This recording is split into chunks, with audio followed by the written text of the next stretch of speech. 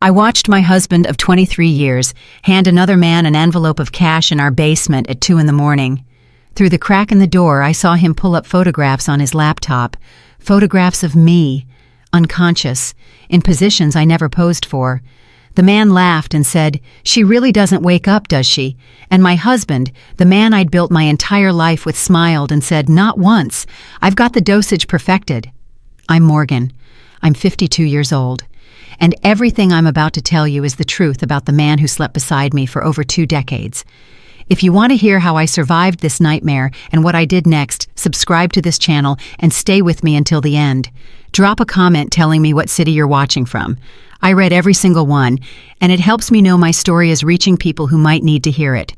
Now let me take you back to where it all began. I met Tyler Mitchell in the spring of 1999 at a church potluck in Louisville, Kentucky. I was 29 years old, a registered nurse who'd just transferred to the pediatric unit at Norton Children's Hospital. He was 31, a financial analyst who'd recently moved from Cincinnati for work. He brought homemade banana bread to the potluck. Later, he told me he'd baked it himself following his grandmother's recipe. That was the first lie. His mother made it. I found that out 6 months into our marriage when she mentioned how happy she was that Tyler finally found someone to impress with her banana bread. I laughed it off then. What a silly thing to lie about, I thought. Everyone embellishes a little when they're trying to make a good impression.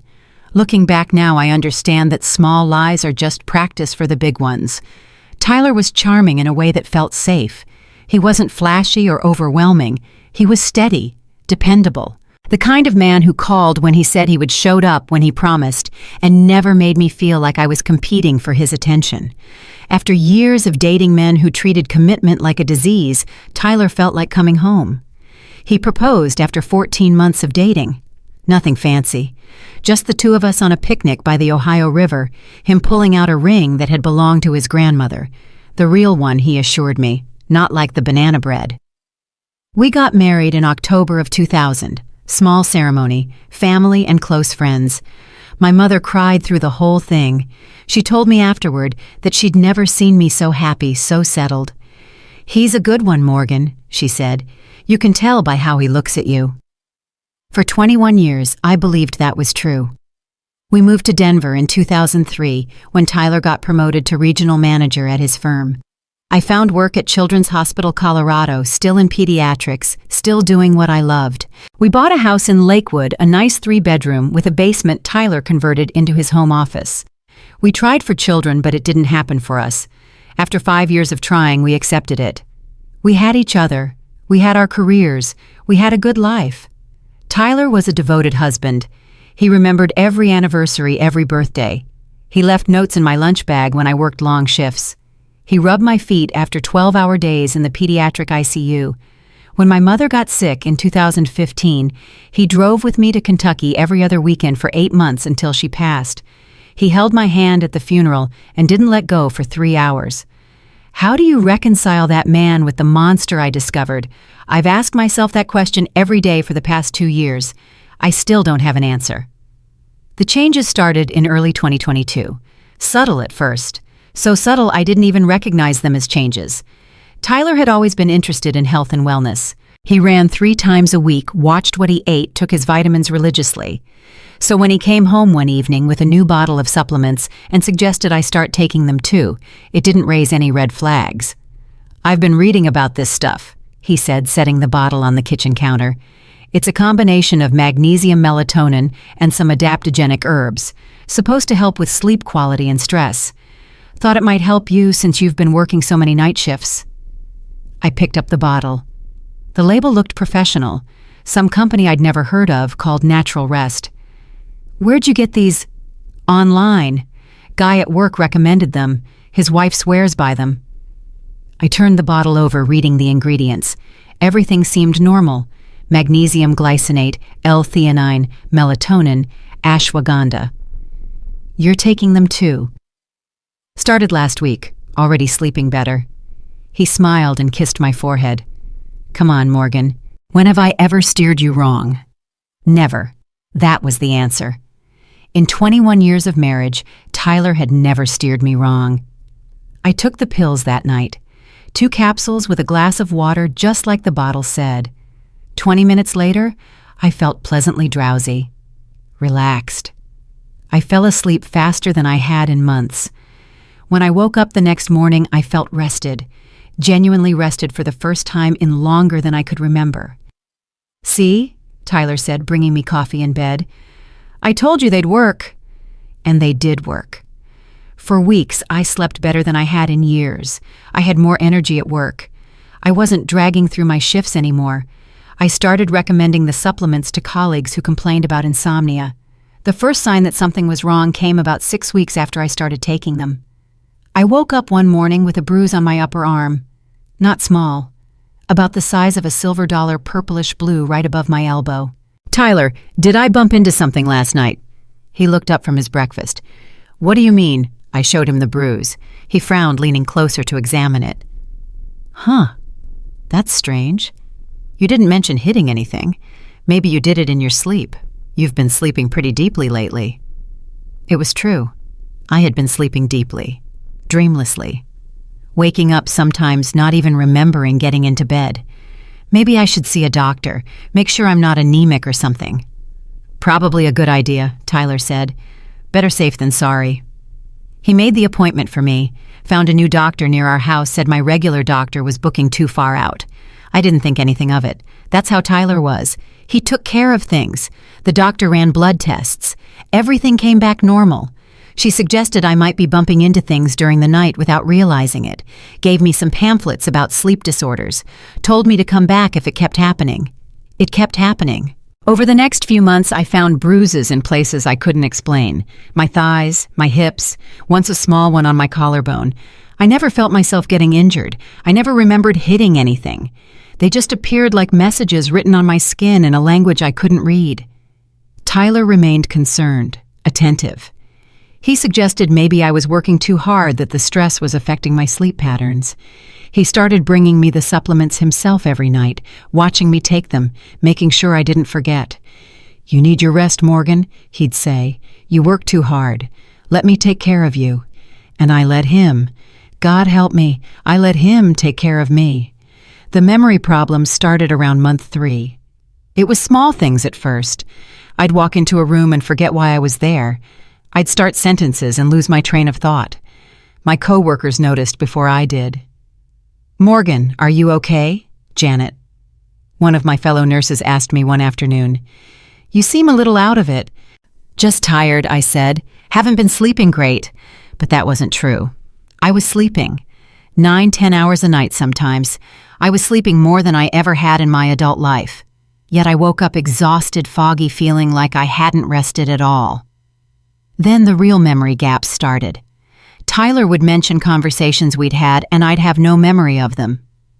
"Remember when you said we should repaint the guest room?" he asked one evening.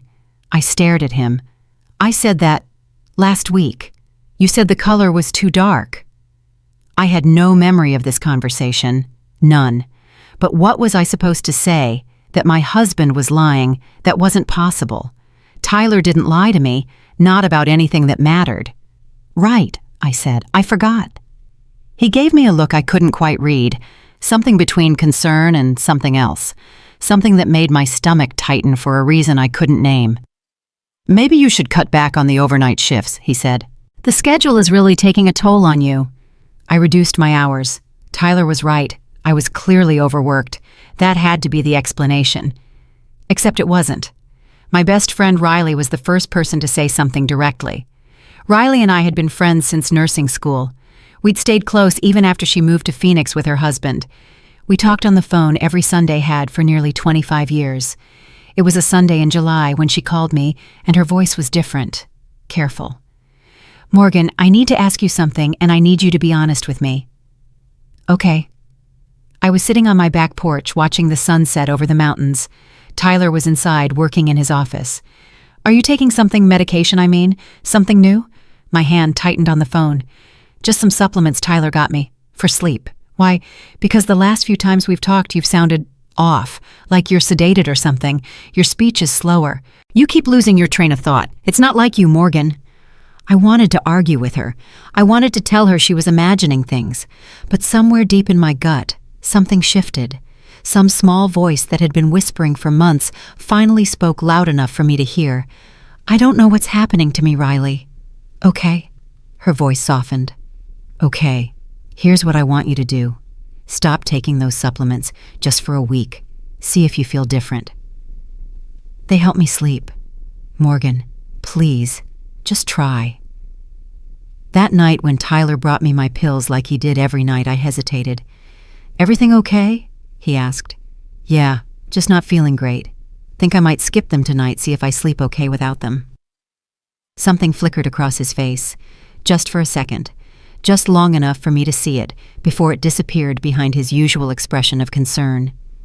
"You sure that's a good idea? You know how hard it's been for you to sleep naturally." "I know. I just want to try one night." He stood there for a moment, the pills in his palm, his eyes on my face. Then he shrugged. "Your call, but they're here if you change your mind." He set them on my nightstand and left the room. I stared at those 2 capsules for a long time. Then I picked them up and flushed them down the toilet. That night I couldn't sleep. I tossed and turned for hours, my body craving something it had grown dependent on, but I stayed awake. And in the morning, even though I was exhausted, my mind felt clearer than it had in months. I didn't take the pills the next night either, or the night after that.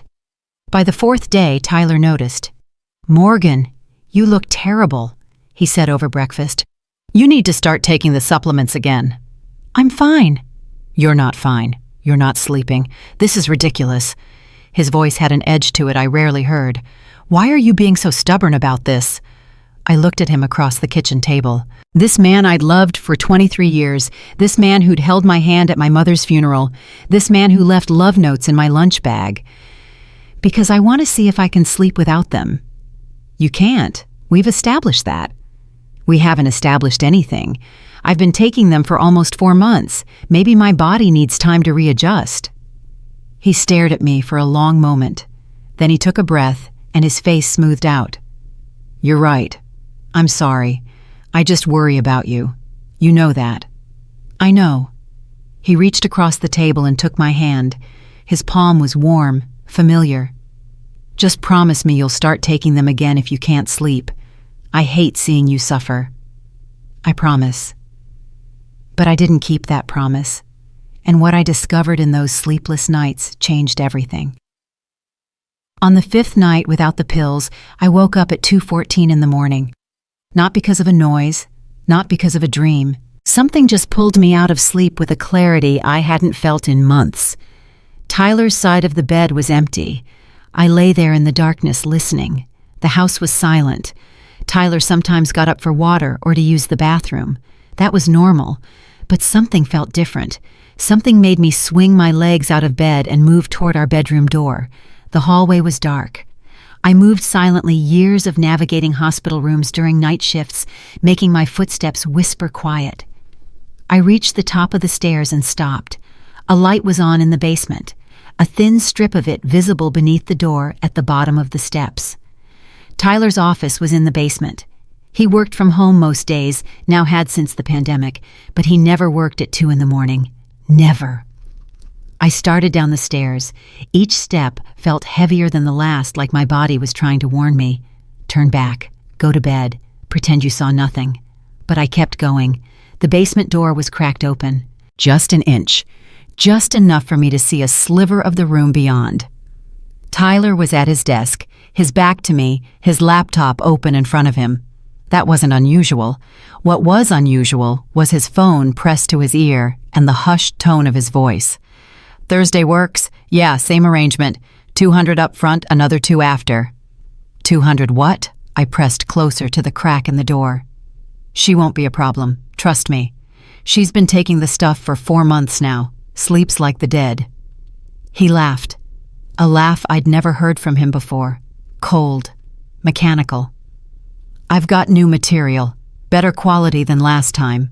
You'll see." My heart was pounding so hard I was sure he could hear it. My hands were shaking. I pressed them against the wall to steady myself. "No, she has no idea. You think I'm stupid?" Another pause. "Yeah, I'll send you a preview. Usual account." He ended the call and set his phone down. Then he did something that stopped my breath in my throat. He opened a folder on his laptop, and even from this angle, even through a 1-inch crack in the door, I could see what was on the screen. Photographs. Dozens of photographs. All of them of me. Some sleeping. Some in positions I'd never posed for. Some in clothes I didn't recognize wearing. And in every single one, my eyes were closed, my body limp, unconscious. I don't know how I made it back to our bedroom. I don't remember climbing the stairs. I just remember finding myself sitting on the edge of our bed, my entire body shaking so violently I thought I might shatter. He'd been photographing me, while I slept, while he drugged me. For money. My husband of 23 years was selling pictures of my unconscious body to strangers on the internet. I wanted to scream. I wanted to run down those stairs and claw his eyes out. I wanted to call the police, my sister Riley, anyone who would believe me. But something stopped me. Proof. I needed proof. Because if I confronted him now, if I made accusations I couldn't back up, he'd deny everything. He'd gaslight me like he'd been doing for months. He'd tell me I was tired, confused, imagining things. And without evidence, who would believe a wife with memory problems over a devoted husband with 23 years of being the perfect spouse? I heard his footsteps on the stairs. I threw myself under the covers and closed my eyes, forcing my breathing to steady, forcing my body to relax. The bedroom door opened. His footsteps approached the bed. I felt him standing over me, looking down at me. Don't move. Don't breathe. Don't give yourself away. He stood there for what felt like hours. Then he climbed into bed beside me, and within minutes his breathing deepened into sleep. I lay there until sunrise, my mind racing, my heart breaking, planning my next move, because there would be a next move. Tyler Mitchell had underestimated his wife. He'd mistaken my trust for stupidity, my love for blindness, my kindness for weakness. He was about to learn how wrong he was. The next morning I woke up to Tyler bringing me coffee in bed like he did every Saturday. He sat on the edge of the mattress and smiled at me, and I saw him clearly for the first time in 23 years. Not a loving husband, a predator, a man who'd built an entire relationship on lies. "You look better," he said, "more rested." "I feel better." My voice didn't shake. I was proud of that. "Good. Maybe those supplements worked themselves out of your system." He brushed a strand of hair from my face, and it took everything in me not to recoil. "I'm glad. I've been worried about you." "I know you have." He leaned down and kissed my forehead. The same forehead he'd kissed 1,000 times before. The same gesture that used to make me feel safe. "I've got some errands to run today," he said. "Need anything while I'm out?" "No, I think I'll just rest." "Good idea." He showered, he dressed, he kissed me again before he left. The moment his car pulled out of the driveway, I moved. I had 4 hours, maybe 5. That was how long his Saturday errands usually took. 4 hours to find proof of what he was doing. 4 hours to save myself. I started in the basement, his office, his locked laptop that I didn't know the password to. The desk drawers that had always been open, but now I noticed had small locks on them I'd never seen before. When had he added locks? When had he started hiding things? I searched everywhere I could without leaving evidence of my search. I found nothing useful. The laptop required a password. The drawers were locked. Whatever secrets he was keeping, he kept them protected. But I was a nurse. I solved problems for a living. I kept people alive when everything said they should die. I could solve this. I left the basement exactly as I'd found it and went to the kitchen. I poured myself a cup of coffee and sat at the table thinking, cameras. That's what I needed. Hidden cameras that would record whatever he was doing while he thought I was unconscious. Evidence that couldn't be denied, couldn't be explained away, couldn't be gaslit into oblivion. I pulled out my phone and searched for the nearest electronics store. Best Buy, 20 minutes away. I was in my car within 5 minutes. The young man at Best Buy looked barely old enough to vote, but he knew his cameras. I told him I wanted something for home security. Small, discreet, easy to set up. "These are popular," he said, showing me a 2-pack of tiny cameras that looked like they could be hidden anywhere. They connect to your phone through an app, motion-activated recording, stores footage in the cloud so it can't be deleted locally. Cloud storage, I repeated. So even if someone destroys the camera, the footage is already saved online, can't be touched. I bought 3 of them. Bafam. Paid cash. The kid raised an eyebrow at that, but didn't say anything. I got home an hour before Tyler returned. I hid one camera in our bedroom tucked behind some books on the shelf with a clear view of our bed. I hid another in the basement, wedged into an air vent that faced his desk. The third I put in the hallway, pointed at the basement door. I downloaded the app, created an account with a new email address, tested all 3 cameras. Every single one worked perfectly. When Tyler came home with groceries and a bouquet of flowers for me, I smiled and kissed him and helped him put away the food. I put the flowers in a vase and told him they were beautiful. Inside, I was screaming. That night, he brought me the pills like always. "Feeling better?" he asked. "Much better. I think you were right. I need these to sleep properly." He smiled. That smile that used to make me feel loved. That smile that now made my skin crawl. "That's my girl." I put the pills in my mouth. I took a drink of water. I pretended to swallow. The moment he turned away, I pushed them under my tongue. "Good night, Morgan. Sweet dreams." He kissed my forehead and turned off the lamp. I waited until he left the room. Then I spit the pills into my hand and tucked them under my pillow. Now I just had to stay awake and watch. Staying awake was harder than I expected. The drowsiness that usually pulled me under within 20 minutes didn't come, but my body still craved sleep. Years of nursing had taught me to fight exhaustion, but this was different.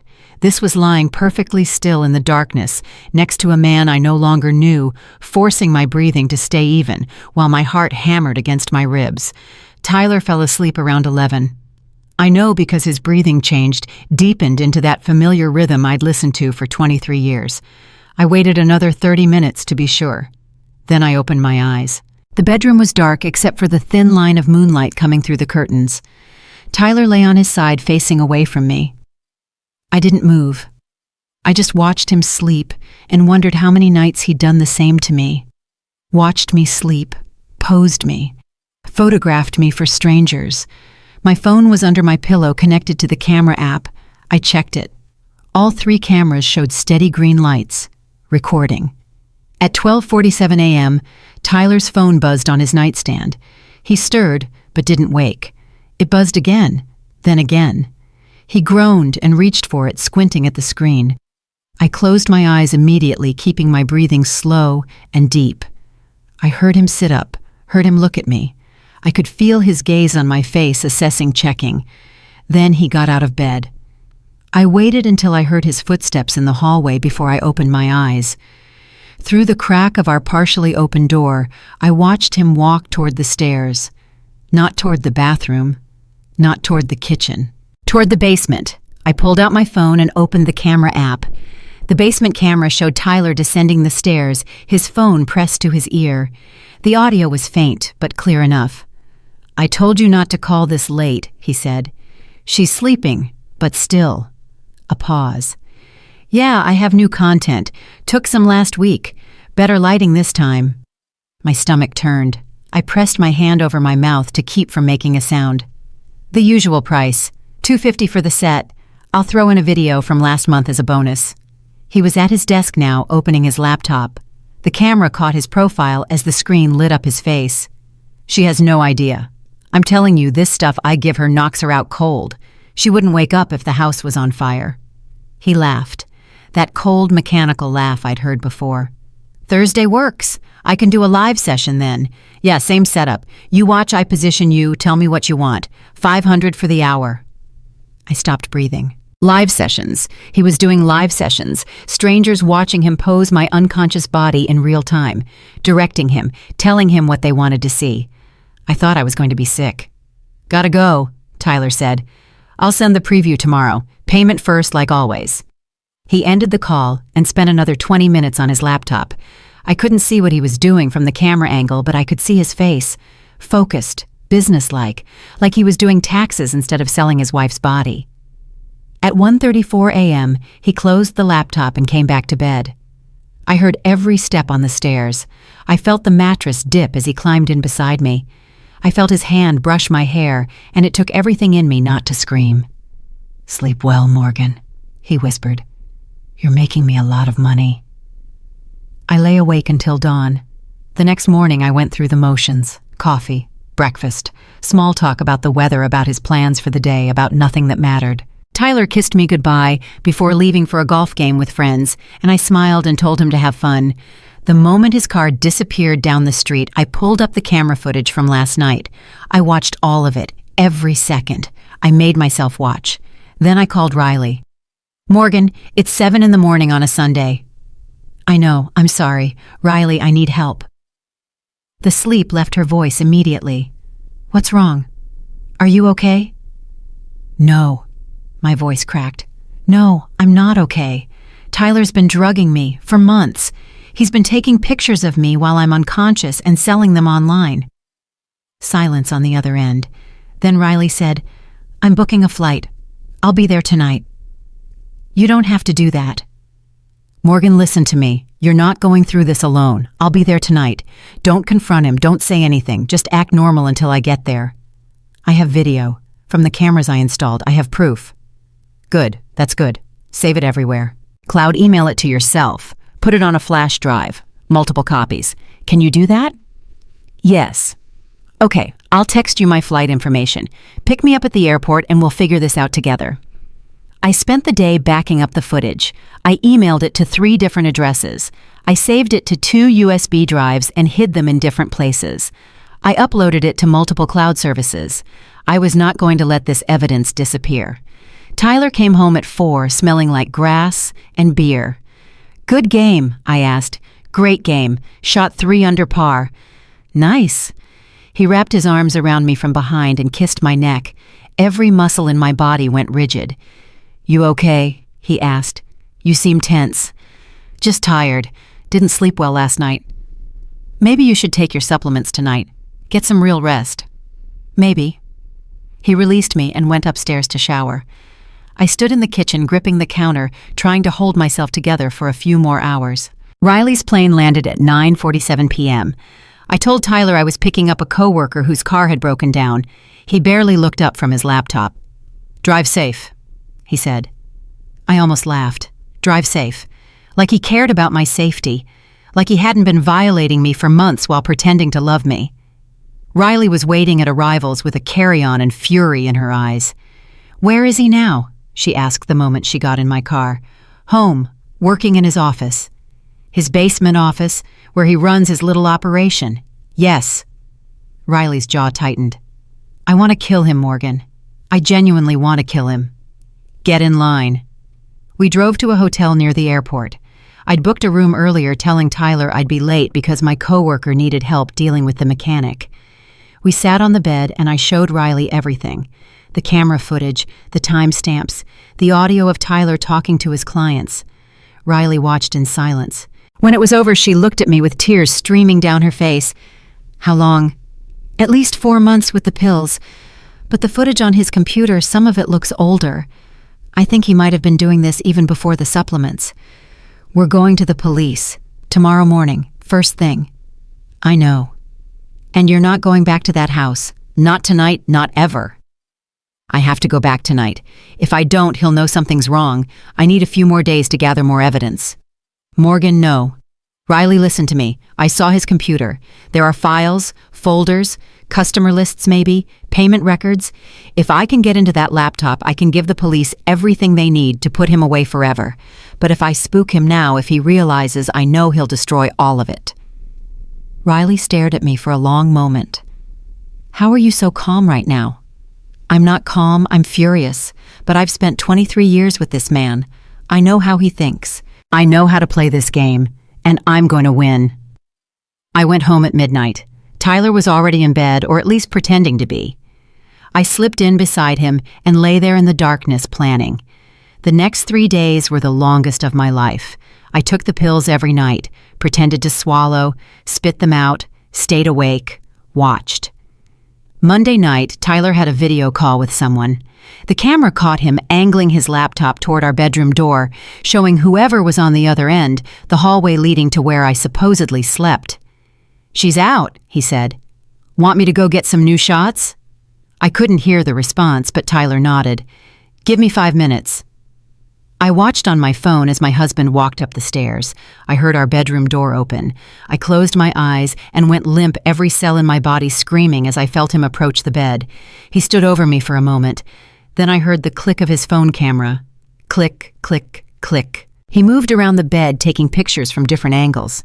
I felt him adjust my arm, positioning it differently on the pillow. Another click. "Beautiful," he murmured. "Absolutely beautiful." I wanted to kill him. I wanted to open my eyes and wrap my hands around his throat and squeeze until he stopped breathing. But I stayed still. I stayed silent. I let him take his pictures and walk away. When he was gone, I checked my phone. The bedroom camera had captured everything. His face, his phone, him adjusting my body. Clear as day. Tuesday night was worse. A man came to our house. I watched on the camera as Tyler let him in through the back door at 1:15 a.m. They spoke briefly in the kitchen, too quiet for the cameras to pick up. Then Tyler handed him a beer and led him toward the basement stairs. They were down there for almost an hour. When the man left, he shook Tyler's hand and passed him an envelope. Cash. I could see it clearly on the camera. Tyler counted the bills right there in the kitchen. Then he smiled and tucked the envelope into his pocket. I didn't sleep at all that night. I lay next to my husband and imagined all the ways I could make him pay. Wednesday morning, Riley called me at work. I found something. About Natural Rest, the company that supposedly makes those supplements. What?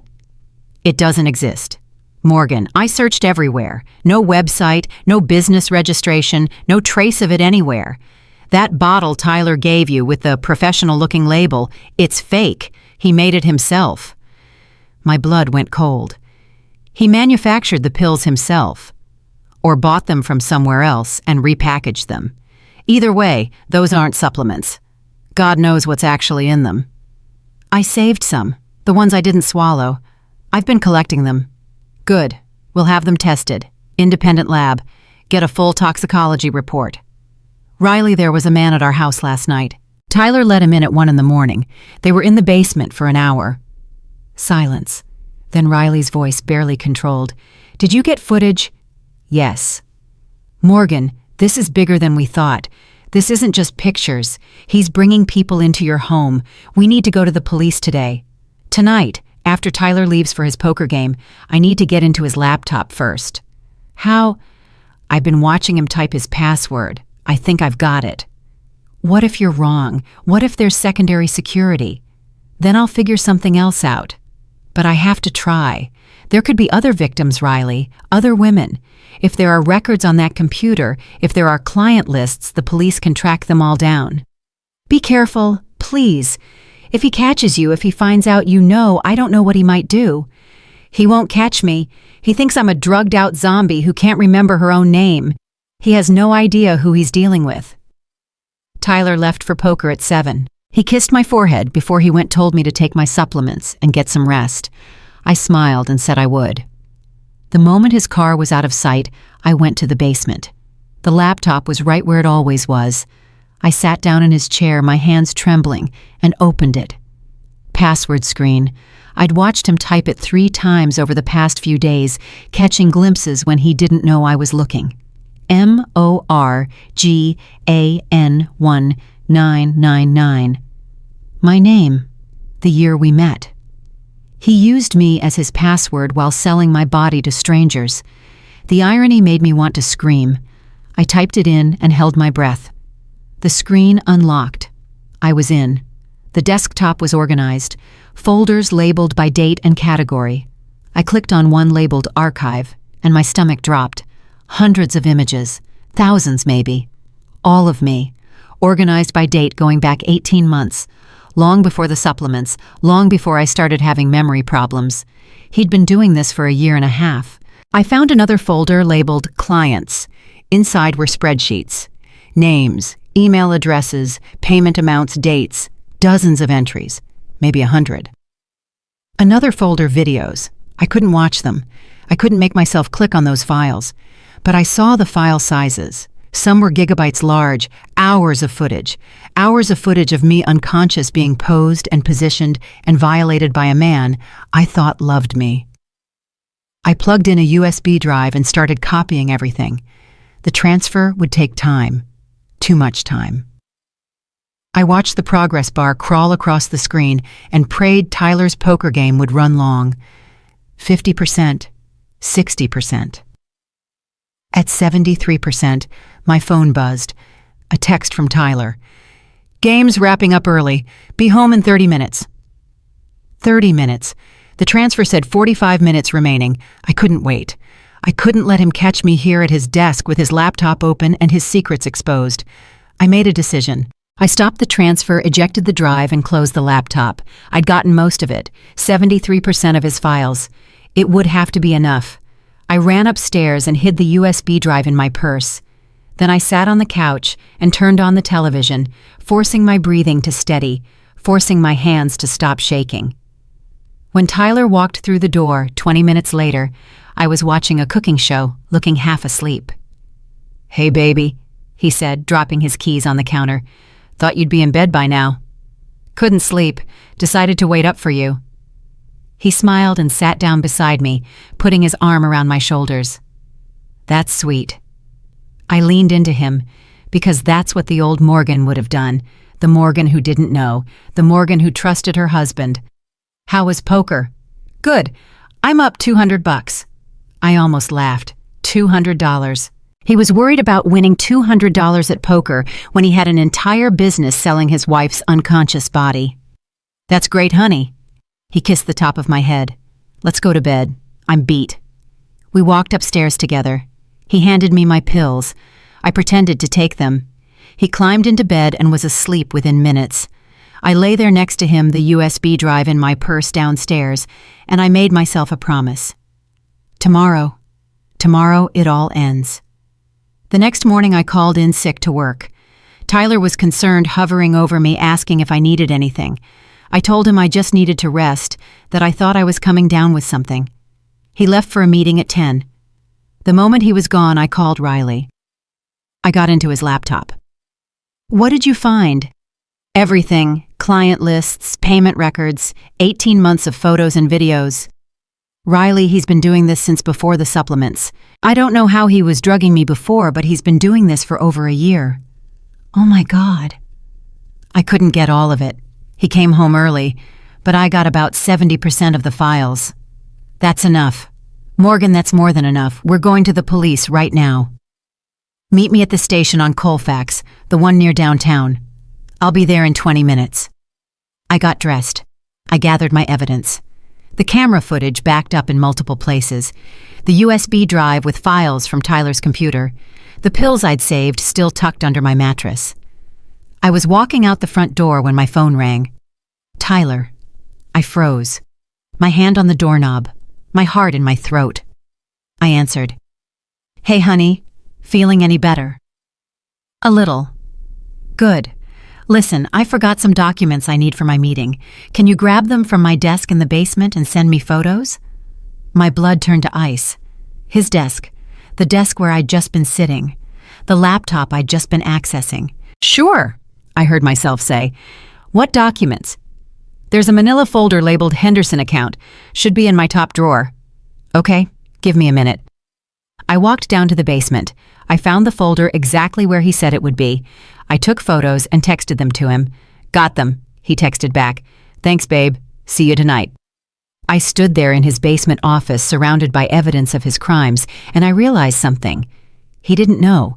He had no idea I'd been in his laptop. No idea I'd copied his files. No idea his entire world was about to collapse.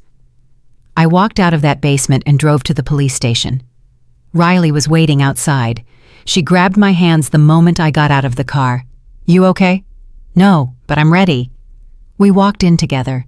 The officer at the front desk was young, maybe mid-20s. He looked up when we approached. "Can I help you?" "I need to report a crime," I said. "My husband has been drugging me and selling photographs of my unconscious body online." The officer's expression shifted. He reached for his phone. "Ma'am, I'm going to need you to speak with one of our detectives. Have a seat. Someone will be with you shortly." 30 minutes later, I was in an interview room with a woman named Detective Sarah Chen. She had kind eyes and a calm voice, and she listened without interrupting as I told her everything. The supplements, the memory gaps, the bruises, the cameras I'd installed, the footage I'd collected, the files from Tyler's laptop. She took notes the entire time. When I was finished, she sat back in her chair.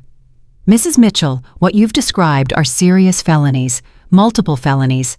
I need you to understand that once we proceed with this, there's no going back." "I understand." "We'll need access to all your evidence. The camera footage, the files from his computer, the pills you saved. We'll execute a search warrant on your home and seize his electronics."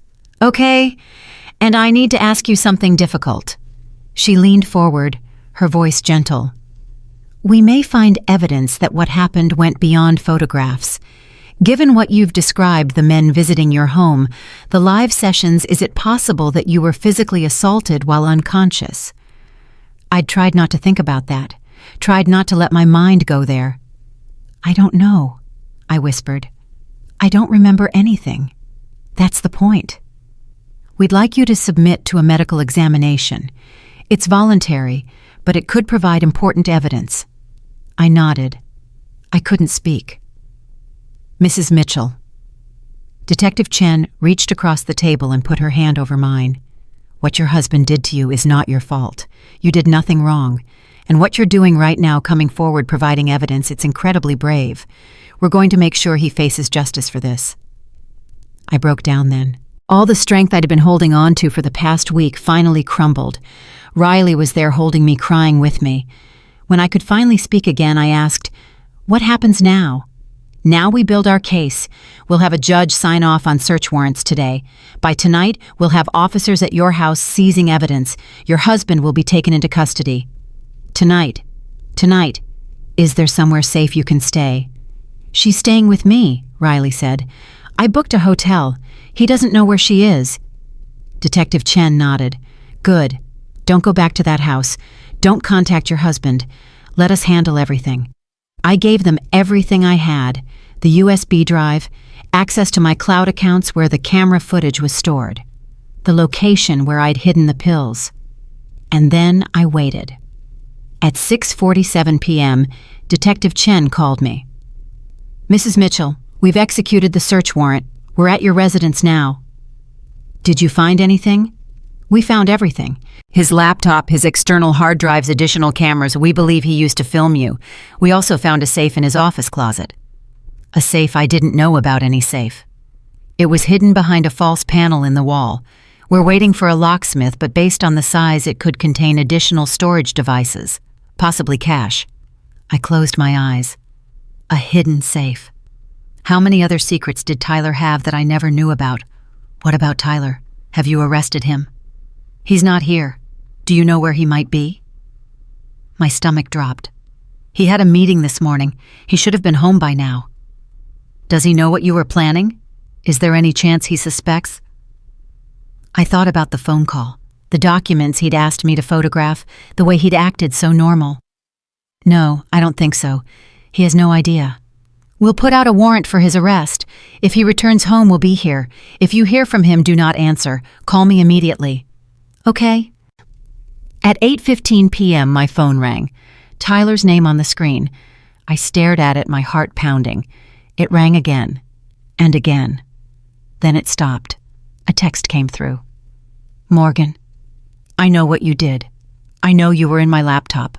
I know you went to the police. How could you do this to me, after everything I've done for you?" My hands were shaking so hard I almost dropped the phone. Riley grabbed it from me. "Don't respond. Do not respond."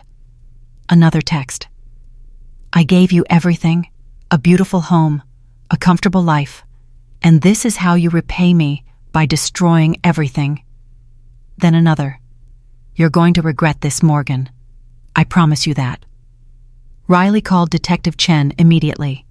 Within 10 minutes, there was an officer stationed outside our hotel room. I sat on the bed staring at Tyler's messages, and I realized something I should have understood from the beginning. I didn't know this man at all. I had never known him. The Tyler I thought I married never existed. He was a mask, a performance, a carefully constructed lie designed to give him access to exactly what he wanted. And for 23 years, I'd believed every word. Not anymore. At 11:32 p.m., Detective Chen called again. "We found him, Mrs. Mitchell. Tyler was apprehended at a bus station near the airport. He had a bag with cash and a fake ID." "He was running." "Yes, he's in custody now. He'll be arraigned tomorrow morning." I hung up the phone and looked at Riley. "It's over," I said. "They got him." But as I lay in that hotel bed that night staring at the ceiling, I knew the truth. It wasn't over, not even close. The arrest was just the beginning. The arraignment was scheduled for 9 in the morning. Detective Chen called me at 7 to let me know I didn't have to be there, that it was just a procedural hearing where Tyler would be formally charged and bail would be set. But I needed to go. I needed to see him in handcuffs. I needed him to know that I was watching. Riley tried to talk me out of it. She said it would only hurt me, that I didn't need to put myself through that. But she didn't understand. For months, Tyler had watched me while I was helpless. Now it was my turn. The courthouse was crowded that morning. I sat in the back row with Riley beside me, trying to make myself invisible. When they brought Tyler in, my breath caught in my throat. He looked different. His hair was disheveled. His clothes were wrinkled. There were dark circles under his eyes. But what struck me most was his expression when he scanned the room and found my face. He smiled at me. Not an apologetic smile, not a desperate smile, a confident, knowing smile that said he still thought he could win this. I held his gaze and didn't look away. The charges were read. Distribution of intimate images without consent, multiple counts. Administration of controlled substances without consent, multiple counts. Conspiracy to commit sexual exploitation, money laundering. The list went on and on. 23 separate charges in total. Tyler's lawyer, a man I didn't recognize, entered a plea of not guilty on all counts. Then came the bail hearing. The prosecutor argued that Tyler was a flight risk. He'd been caught at a bus station with cash and a fake ID trying to flee. He had financial resources they hadn't fully tracked yet. He'd threatened me via text message. He should be held without bail. Tyler's lawyer argued that his client was a respected professional with deep ties to the community, 23 years of marriage, no prior criminal record. He was willing to surrender his passport and submit to electronic monitoring. The judge considered both arguments. Then she set bail at $500,000. Tyler's lawyer immediately said they'd post it. My stomach dropped. "He's getting out." Riley grabbed my hand. "He can't come near you. There will be a restraining order." But that wasn't the point. The point was that Tyler had $500,000 to throw at bail like it was nothing. Where had that money come from? How long had he been doing this? How many women had he exploited to build that kind of wealth? The bail was posted by noon. Tyler walked out of the courthouse, a free man at least until trial. I watched from the window of Detective Chen's office as he climbed into a car, driven by someone I didn't recognize. "Who's that?" I asked. Detective Chen looked. "We don't know yet. We're running the plates now." "He has friends. Accomplices, maybe?" "It's possible. Mrs. Mitchell, I want to show you something, but I need you to prepare yourself. What we found in your husband's safe has expanded this investigation significantly."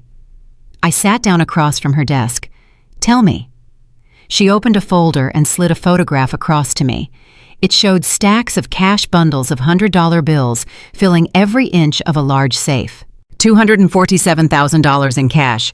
We're still tracing the source, but based on his records, this is income from his online operation.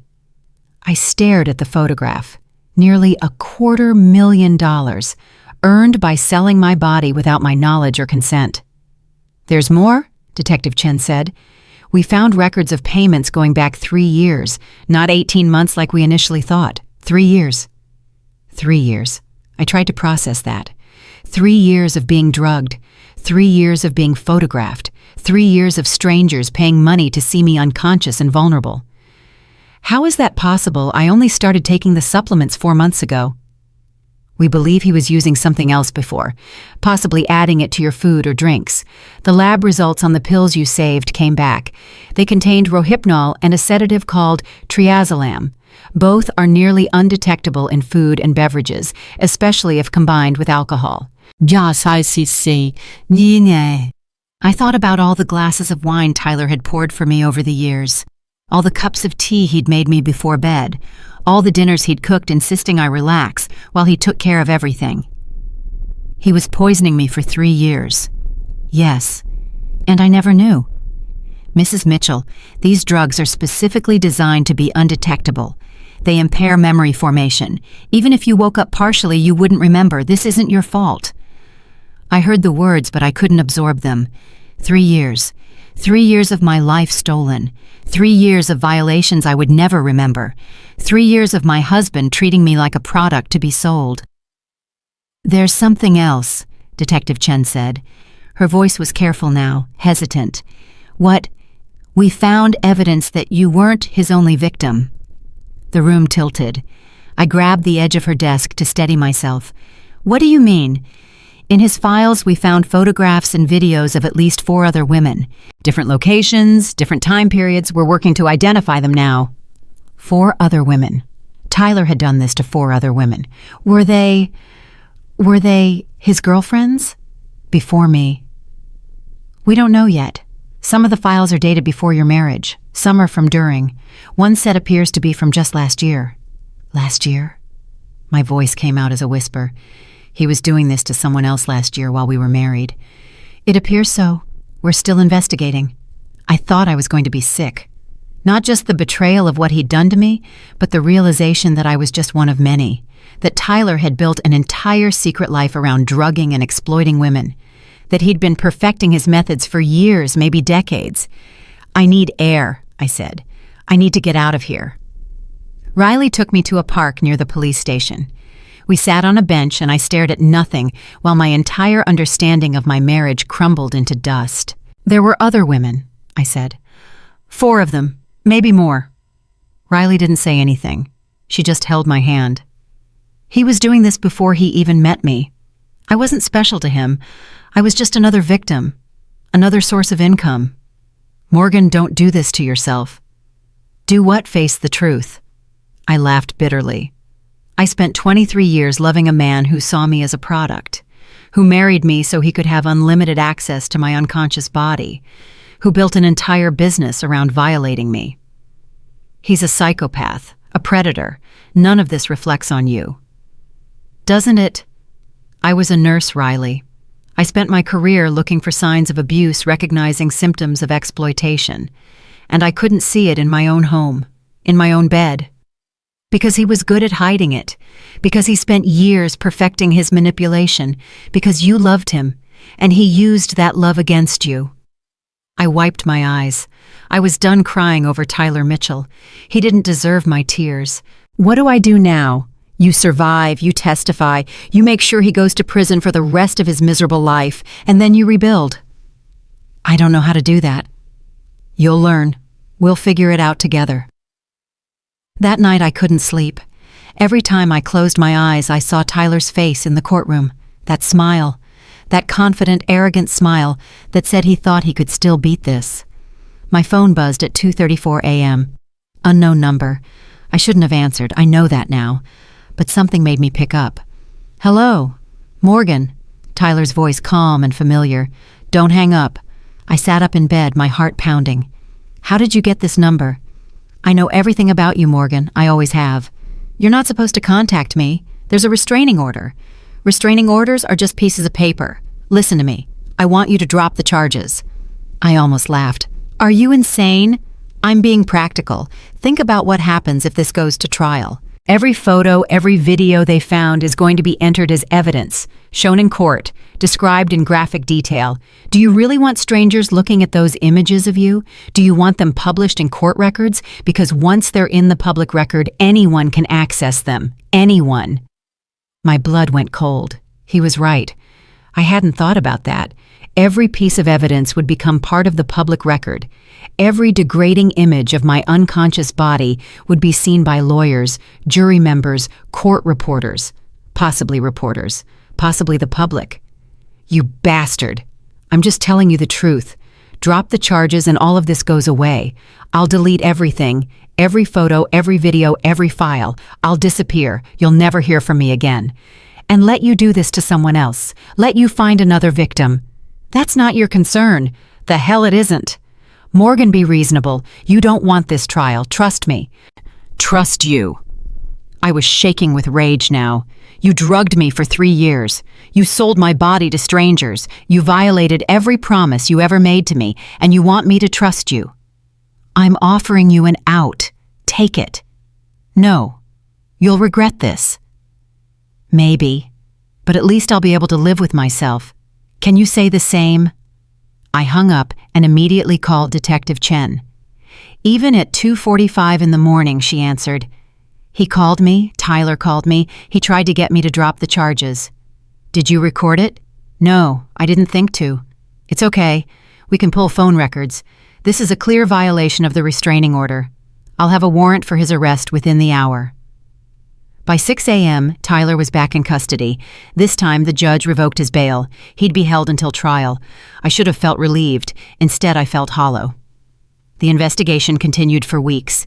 Detective Chen kept me updated as new information emerged. The 4 other women Tyler had photographed were identified. 2 of them were ex-girlfriends from before our marriage. One was a woman he'd dated briefly during a separation I didn't even know we'd had apparently 2 years into our marriage. He'd told me he was on a business trip. He was actually living with another woman for 3 weeks, drugging her the same way he'd drugged me. The 4th woman was my neighbor, when Detective Chen told me that I couldn't breathe. Patricia, I said. Patricia Coleman. She lives 2 houses down from us. Yes, we found photographs of her in his files dating back approximately 14 months. But how, when? We're still piecing it together, but it appears your husband befriended her husband through a local poker group. There were several occasions when Mrs. Coleman was home alone and your husband had access to the residence. Oh my God, does she know? We informed her yesterday. She's been placed in contact with victim services. I thought about Patricia. We weren't close friends, but we were friendly. We waved to each other in the driveway. We chatted at neighborhood barbecues. She'd brought me soup when I had the flu last year. And Tyler had been drugging her too, in her own home, while her husband was at poker, while I was at work or drugged unconscious in my own bed. I need to see her, I said. I need to talk to her. That's not advisable right now. The investigation is ongoing and we need to ensure testimony isn't compromised. She's my neighbor. She's going through the same thing I am. She needs to know she's not alone. Mrs. Mitchell, I understand how you feel. But right now, the best thing you can do for Patricia Coleman and for yourself is to let the legal process work. We're building a case that will put your husband away for decades. We can't risk anything that might jeopardize that. I knew she was right. But the thought of Patricia sitting in her house surrounded by the same walls where Tyler had violated her thinking she was alone in this nightmare, it was unbearable. 2 days later, I got a letter. It came to Riley's hotel room, which meant Tyler had somehow found out where I was staying. The envelope had no return address.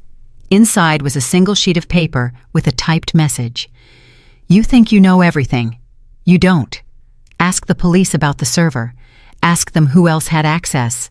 Ask them how deep this goes. You're swimming with sharks, Morgan. Be careful who you trust. I brought the letter to Detective Chen immediately. What server is he talking about? She hesitated. That hesitation told me everything. Detective, what server? We found evidence that your husband wasn't working alone. The images and videos he created were uploaded to a private server hosted overseas. That server had multiple administrators and was accessed by users worldwide. You're saying this was a network and organization. We're saying the scope of this investigation has expanded beyond your husband. We've turned over evidence to the FBI. This is now a federal case. Federal. The FBI, an international network of predators. How many people are we talking about? Thousands of users, possibly tens of thousands. Your husband was a content creator for a global operation. I sat back in my chair trying to absorb the enormity of what she was telling me. Tyler wasn't just a sick individual with a secret hobby. He was part of a machine, a massive organized system of exploitation that spanned countries and continents. The other administrators, I said, are they going to be caught? The FBI is working on it. Some are in countries without extradition treaties. It's complicated. So some of these people might never face justice. Some might not, but your husband will. We have him. We have overwhelming evidence. Whatever happens with the broader investigation, Tyler Mitchell is going to prison. That should have been enough. It wasn't. Knowing that the people who'd paid to see me unconscious, who'd watched live sessions of my husband posing my body, who'd made requests and suggestions for how he should position me, knowing that some of them would never be held accountable, made me want to scream. The weeks leading up to the trial were brutal. I met with prosecutors almost daily, going over my testimony, preparing for cross-examination. They warned me that Tyler's defense would try to paint me as an unreliable witness. They'd point to my memory gaps, my confusion, my initial failure to recognize what was happening. They're going to try to make you look crazy, the lead prosecutor, a woman named Jennifer Walsh, told me. They're going to suggest that you have psychological issues that make your perception unreliable. They might even try to claim that you knew about the photographs and consented to them. That's insane. I know, but it's their job to create reasonable doubt. Your job is to stay calm, stick to the facts, and let the evidence speak. The evidence shows him drugging me. It shows him taking pictures. It shows him accepting money. And that's why we're going to win. But trials aren't just about evidence. They're about narrative. They're going to try to create a story where you're the villain or at least an unreliable narrator. We can't let them succeed. I practiced my testimony for hours. Jennifer asked me questions. Riley asked me questions. I answered them so many times I could recite my story in my sleep. The night before the trial started, I couldn't eat. I couldn't sleep. I sat in my hotel room and stared at the wall, wondering how my life had come to this. My phone rang. My sister Karen calling from Kentucky. "How are you holding up?" "I'm terrified." "You're the bravest person I know, Morgan. What you're doing facing him in court, making sure he pays for what he did, that takes more courage than most people have in their entire lives." "I don't feel brave. I feel like I'm going to shatter into a million pieces." "Then shatter, and then put yourself back together. That's what survivors do." The trial lasted 3 weeks. 3 weeks of sitting in that courtroom watching Tyler in his expensive suit and his carefully rehearsed expressions of concern. 3 weeks of hearing lawyers argue about my body like it was a piece of property. 3 weeks of evidence being presented, examined, dissected. I testified for 2 days. The first day was direct examination. Jennifer walked me through everything, meeting Tyler, our marriage, the supplements, the memory gaps, the night I first stayed awake, the cameras, the footage, the files on his computer. I kept my voice steady. I stuck to the facts. I didn't cry, even when they showed excerpts from the videos Tyler had made, even when I had to watch myself unconscious and vulnerable, being positioned by the man I'd trusted with my life. The second day was cross-examination. Tyler's lawyer, a man named Robert Kellerman, approached me like I was a hostile witness who needed to be broken down. "Mrs. Mitchell, you testified that you began taking the supplements your husband gave you voluntarily. Is that correct?" "Yes, he told me they were vitamins. But you didn't have them tested before taking them." "No." "You didn't consult with a pharmacist or doctor about what was in them." "No, I trusted my husband." "You trusted your husband, a man you'd been married to for over 2 decades." "Yes. A man who by your own account was loving, attentive, and supportive throughout your marriage." "I thought he was those things." "But isn't it possible, Mrs. Mitchell, that your perception of events has been colored by anger, by the breakdown of your marriage?" "My marriage didn't break down. My husband drugged me and sold photographs of my unconscious body to strangers online. Allegedly. There's video evidence. There are financial records. There are witnesses." Kellerman smiled. That same smug smile Tyler used to have. "Let's talk about your memory, Mrs. Mitchell. You've testified that you experienced significant memory gaps during the time you were taking these supplements. Yes.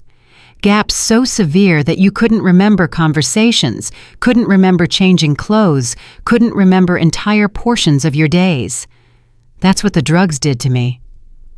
Or is it possible that your memory issues stem from another source? Stress. Perhaps you work in a high-pressure environment.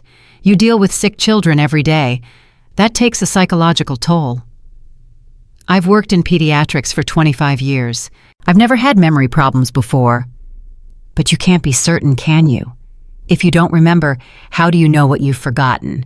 I know because of the evidence. The timestamps on the files match nights when I don't remember anything. The camera footage shows my husband drugging me. The lab tests prove what was in those pills. Lab tests from pills you claim to have saved, but we only have your word that those pills came from the bottle your husband gave you. I stared at him. Are you suggesting I manufactured evidence? I'm suggesting that the chain of custody for this alleged evidence has significant gaps. The cameras don't have gaps. The files on his computer don't have gaps. The $247,000 in cash in his safe doesn't have gaps. Kellerman paused. He shuffled his papers. I saw something flicker in his eyes. Uncertainty. Mrs. Mitchell, isn't it true that you've been struggling emotionally since discovering these alleged files? Of course I have. My husband betrayed me in the most intimate way possible. You've been seeing a therapist? Yes. And you've been staying in hotels unable to return to your own home. I can't go back to the house where I was violated for 3 years. Some might say that's an overreaction. Some might say you're defending a predator for money. The courtroom stirred. Jennifer stood. Objection. The judge looked at me sternly. Mrs. Mitchell, please confine your answers to the questions asked. Yes, Your Honor. Kellerman tried a few more angles, but I could see he wasn't making progress. The evidence was too strong. The video footage was too clear. The financial records were too detailed. When I finally stepped down from the witness stand, my legs were shaking so badly I could barely walk. But I'd done it. I'd faced him. I'd told my truth. The prosecution called expert witnesses, toxicologists who explained exactly what those drugs did to the human brain. Digital forensics specialists who detailed how the files were created and uploaded. FBI agents who testified about the international network Tyler had been part of. The defense called character witnesses. People who swore Tyler was a good man, a generous friend, a devoted husband. Some of them were people I knew, people who'd been to our house for dinner, people who'd watched me be drugged and violated without ever knowing it. On the final day of testimony, Tyler took the stand in his own defense. I couldn't believe he was doing it. Jennifer had told me most defendants don't testify because cross-examination is too risky. But Tyler was arrogant. He'd spent his whole life manipulating people. He thought he could manipulate a jury. He told them our marriage was troubled, that I was emotionally distant, that we'd grown apart over the years. He admitted to the photographs, but claimed they were part of a consensual arrangement we'd agreed to years ago. He said I'd changed my mind after finding out he'd shared them online, and now I was trying to destroy him out of spite. It was lies. All of it lies. When Jennifer cross-examined him, she was surgical. Mr. Mitchell, you testified that your wife consented to being photographed while unconscious. Yes. Can you produce any written record of this consent? It was verbal. Verbal. So we have only your word. Yes. And the drugs you administered to your wife, did she consent to those? She took them voluntarily. She took what she believed were dietary supplements. Did you tell her they contained Rohypnol and triazolam? Tyler hesitated, just for a second. She knew what she was taking. Really? Can you produce any evidence that she knew a text message, an email, a recorded conversation? No. And the payments you received, nearly $300,000 over 3 years. Did your wife know about those? She was aware of my side business. Your side business of selling intimate images of unconscious women without their knowledge or consent. Objection. Kellerman was on his feet. Counsel is characterizing the evidence. Withdrawn, Jennifer said. Let me rephrase. Mr. Mitchell, were you aware that Patricia Coleman did not consent to being photographed? Tyler's face went pale. I don't know anyone by that name. Really? Because we have photographs of her in your files. Photographs taken in her home. Are you telling this court that Patricia Coleman, your neighbor, also gave you verbal consent to drug her and photograph her unconscious body? I want to invoke my Fifth Amendment rights. Too late. The damage was done. The jury deliberated for 6 hours. I sat in the hallway with Riley waiting. Every minute felt like an hour. Every time the courtroom doors opened, my heart stopped. At 4:47 p.m., we were called back in. The jury had reached a verdict. I watched the foreman stand. I watched him read from a piece of paper. I watched Tyler's face as each word landed. Guilty on count 1, guilty on count 2, guilty on count 3. 23 counts. 23 times the word guilty echoed through that courtroom. Tyler didn't react. He sat there stone-faced as his entire carefully constructed world collapsed around him. I didn't react either. I was too numb to feel anything. It wasn't until Riley grabbed my hand until she whispered, "It's over, Morgan. You did it," that I finally let myself breathe. Guilty. On all counts. Tyler Mitchell was going to prison. The sentencing hearing was scheduled for 6 weeks later. The prosecutor recommended 45 years. Tyler's lawyer argued for leniency, citing his client's lack of prior criminal record and his contributions to the community. The judge listened to both sides. Then she looked directly at Tyler. Mr. Mitchell, in my 30 years on the bench, I have never seen a more calculated, more deliberate, more thorough betrayal of trust. You married a woman vowed to love and protect her, and then spent years systematically violating her in the most intimate way possible. You drugged her. You photographed her. You sold access to her body. You treated the woman you promised to cherish as nothing more than a commodity. She paused. Tyler didn't move. The sentence of this court is 40 years in state prison with no possibility of parole for 30 years. Additionally, you will register as a sex offender for the remainder of your life. 40 years. Tyler would be 93 years old before he was eligible for release. I watched them take him away in handcuffs. He looked back at me once, and for the first time since this nightmare began, I saw something in his eyes that wasn't arrogance. Fear. I held his gaze until he disappeared through the courtroom doors. Then I walked out into the sunlight, and I started the long, slow process of learning how to live again. The first night after the sentencing, I slept for 14 hours straight. No pills, no drugs, just pure unmedicated exhaustion that pulled me under and held me there until the afternoon sun was high in the sky. When I finally opened my eyes, I didn't know where I was for a moment. The hotel room ceiling was unfamiliar. The sounds of traffic outside were wrong. Nothing felt real. Then I remembered. Tyler was in prison. The trial was over. I was free. I sat up in bed and waited to feel something. Relief, joy, triumph, anything. Instead, I felt empty, hollow, like someone had scooped out my insides and left nothing but a shell. Riley was asleep on the other bed. She'd stayed with me every night since this began, refusing to leave me alone even when I told her I was fine. I watched her sleep and felt a wave of gratitude so intense it made my chest ache. She'd put her entire life on hold for me, taken leave from her job, left her husband alone in Phoenix, spent weeks in hotel rooms and courtrooms and police stations, all because I'd called her one afternoon and said I needed help. I didn't deserve a friend like Riley. My phone buzzed on the nightstand. A text from Detective Chen. "Mrs. Mitchell, please call me when you're available. We have new developments." New developments. I stared at those words and felt my stomach clench. The trial was over. Tyler was sentenced. What else could there possibly be? I called her back. "Mrs. Mitchell, thank you for returning my call. I wanted to inform you that the FBI has made significant progress on the broader investigation. They've identified and arrested 14 individuals connected to the server your husband used." 14? Yes. Most are domestic, but 3 were international. There may be more arrests coming. I should have felt satisfied. 14 predators off the streets. 14 men who would face justice for their role in exploiting women like me. But all I could think about was how many were still out there, how many had escaped. What about the administrators, the people running the server? 2 have been arrested, 1 in Florida, 1 in Ohio. The others are in countries that won't cooperate with extradition requests.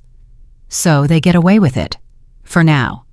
But these investigations can take years. The FBI is committed to pursuing every lead. After I hung up, I sat on the edge of the bed and tried to process what I was feeling. 14 arrests. That was good. That was progress. But it wasn't enough. It would never be enough. Riley stirred behind me. "Morgan, you okay?" The FBI arrested 14 people connected to Tyler's network. She sat up, rubbing her eyes. "That's good news, isn't it?" "I guess."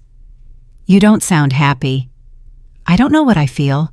I thought when this was over, when he was convicted and sentenced, I'd feel something. Relief, closure, something. But I just feel numb." Riley moved to sit beside me. "That's trauma, honey. Your brain is protecting you. The feelings will come when you're ready to handle them." "What if I'm never ready? Then we'll figure that out too." The divorce was finalized 3 weeks after the sentencing. Tyler didn't contest anything. From prison, he signed whatever papers his lawyer put in front of him.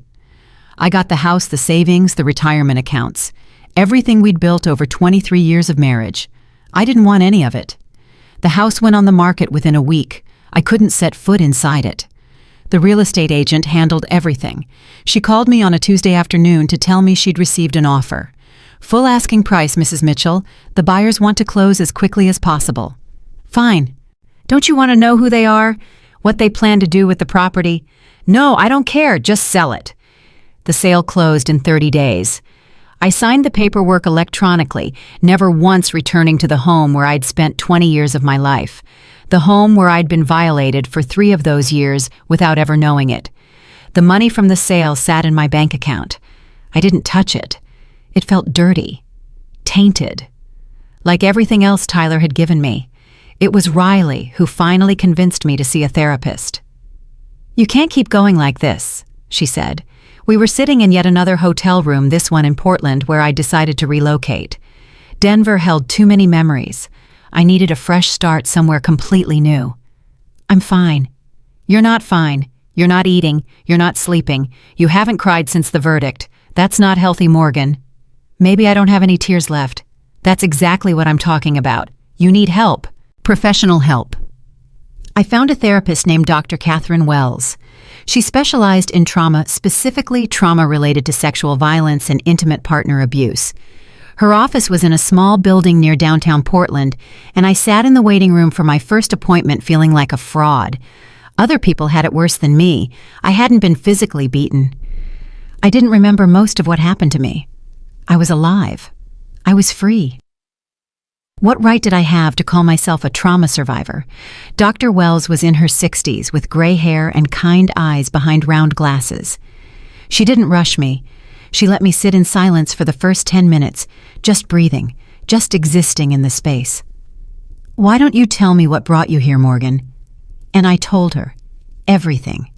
Tyler, the pills, the cameras, the trial, the conviction, the emptiness I felt where emotions should be. She listened without interrupting. When I finished, she nodded slowly. "What you're experiencing is very common among survivors of prolonged intimate partner abuse. The emotional numbness is your brain's way of protecting you from feelings that are too overwhelming to process all at once." "I want to feel something, anything, even if it hurts." "The feelings will come. Right now your job is to be gentle with yourself, to recognize that what happened to you was a profound violation of trust, and healing from that takes time." How much time? That varies for everyone. But I want you to know something, Morgan. What your husband did to you was not your fault. You didn't cause it. You couldn't have prevented it. The responsibility lies entirely with him. I know that. Logically, I know that. But you don't believe it yet. No. That's okay. We'll work on that. I saw Dr. Wells twice a week for the first 3 months. Slowly, painfully, the numbness began to crack. And when it did, the feelings that flooded through were almost more than I could bear. Rage came first. Pure, white-hot rage that made me want to destroy things. I screamed into pillows. I threw dishes against the wall of my new apartment. I ran until my lungs burned and my legs gave out. Then came the grief. Grief for the marriage I thought I had. Grief for the man I thought I knew. Grief for the 23 years I'd invested in someone who never really existed. And finally, shame. Deep, crushing shame that made me want to disappear. Shame that made me feel dirty, contaminated, worthless. The shame doesn't belong to you, Dr. Wells told me during one of our sessions. It belongs to Tyler. He's the one who should feel ashamed, not you. But I do feel it. I feel it every time I look in the mirror. I wonder what those men saw when they looked at pictures of me. I wonder what they thought, what they wanted. Those thoughts are intrusive and painful, but they're not the truth. The truth is that you were victimized by someone you trusted. Your body was violated without your knowledge or consent. That doesn't diminish your worth as a person. It doesn't make you dirty or damaged. It makes you a survivor. I don't feel like a survivor. I feel like a victim. Sometimes we're both. Sometimes we have to be the victim before we can become the survivor. And sometimes we move back and forth between the two. That's okay. That's human. 6 months after the trial, I got a letter. It was forwarded from my old address in Denver to my new apartment in Portland. The return address was somewhere in Nebraska. Inside was a handwritten note from a woman named Jennifer. Dear Mrs. Mitchell, I saw your story on the news. I'm one of the women in your husband's files. I was his girlfriend before you. I've spent 15 years trying to forget what he did to me. I never reported it because I didn't think anyone would believe me. When I saw that you got justice, I cried for 3 days. Thank you for being brave enough to fight him. Thank you for giving me closure I never thought I'd have. I read that letter over and over until the paper was soft from handling. Then I wrote back, Dear Jennifer, I believe you. I'm sorry for what you went through. If you ever want to talk, I'm here. She called me a week later. We talked for 4 hours. Jennifer had been Tyler's girlfriend in college. They dated for 8 months, and for the last 3 of those months, she'd experienced the same symptoms I had: memory gaps, unexplained exhaustion, waking up in different clothes. She'd broken up with him after finding a camera hidden in her bedroom, but she had no idea he'd been drugging her until she saw the news coverage of his trial. I thought I was going crazy, she said. I thought there was something wrong with me. When he told me I was imagining things, I believed him. So did I, for months. How do you live with knowing what he did? How do you move past it? I don't know yet. I'm still figuring it out. After that first call, I heard from 3 more women. 2 were from Tyler's files. 1 was Patricia, my former neighbor. She and her husband had divorced shortly after she found out what Tyler had done to her. She blamed herself for not being more careful, for trusting the nice neighbor who offered to fix her leaky faucet while her husband was at work. I let him into my home, she said, crying. I made him coffee. I left him alone in my house while I went to the store, and he violated me. It wasn't your fault, Patricia. That's what everyone says, but I can't make myself believe it. I know. Neither can I. The women formed an informal support group. We talked on the phone, we texted, we shared our progress and our setbacks. We reminded each other that we weren't alone. Patricia told me about her first nightmare, and I told her about mine. Jennifer shared a breakthrough she'd had in therapy, and we all celebrated with her. Another woman named Lisa, Tyler's ex-girlfriend from during our marriage, confessed that she'd started drinking too much and was worried about herself. We rallied around her, got her into treatment, checked on her every day. We were broken in similar ways, these women and I.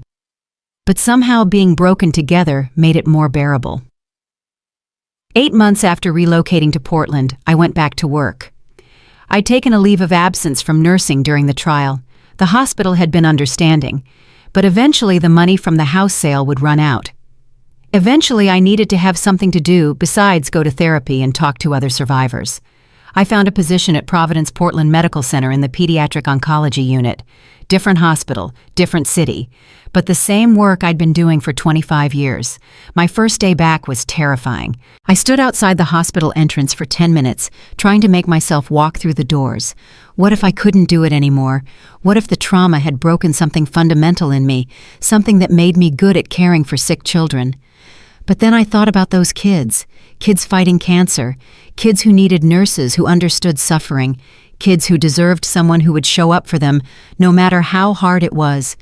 I walked through the doors. The first patient I met was a 7-year-old girl named Sophia with leukemia. She was scared and angry and didn't want anyone touching her. Her mother looked exhausted and desperate. "She's been fighting everyone," her mother said. "She won't let anyone near her." I sat down next to Sophia's bed, not too close, not threatening, just present. "I hear you've been having a hard time," I said. Sophia glared at me. "I don't like it here. I want to go home." "I understand. Being in the hospital is scary. You don't feel like yourself. You can't control what's happening to your body." Something in her expression shifted, like she recognized that I understood something other people didn't. "Do you know what that's like?" she asked. "Yeah, I do." She stared at me for a long moment. Then she held out her arm. "You can check my blood now, but only you." That moment, that small gesture of trust from a frightened little girl, was the first time since the trial that I felt like myself again. I threw myself into work. Long shifts, extra hours. I became known as the nurse who would sit with a dying child at 3 a.m. so their parents could get some sleep. The nurse who remembered every patient's name, every parent's story, every small victory, and devastating loss. Dr. Wells warned me about using work to avoid my feelings. She said it was a common coping mechanism, but ultimately unhealthy. I knew she was right, but those kids needed me.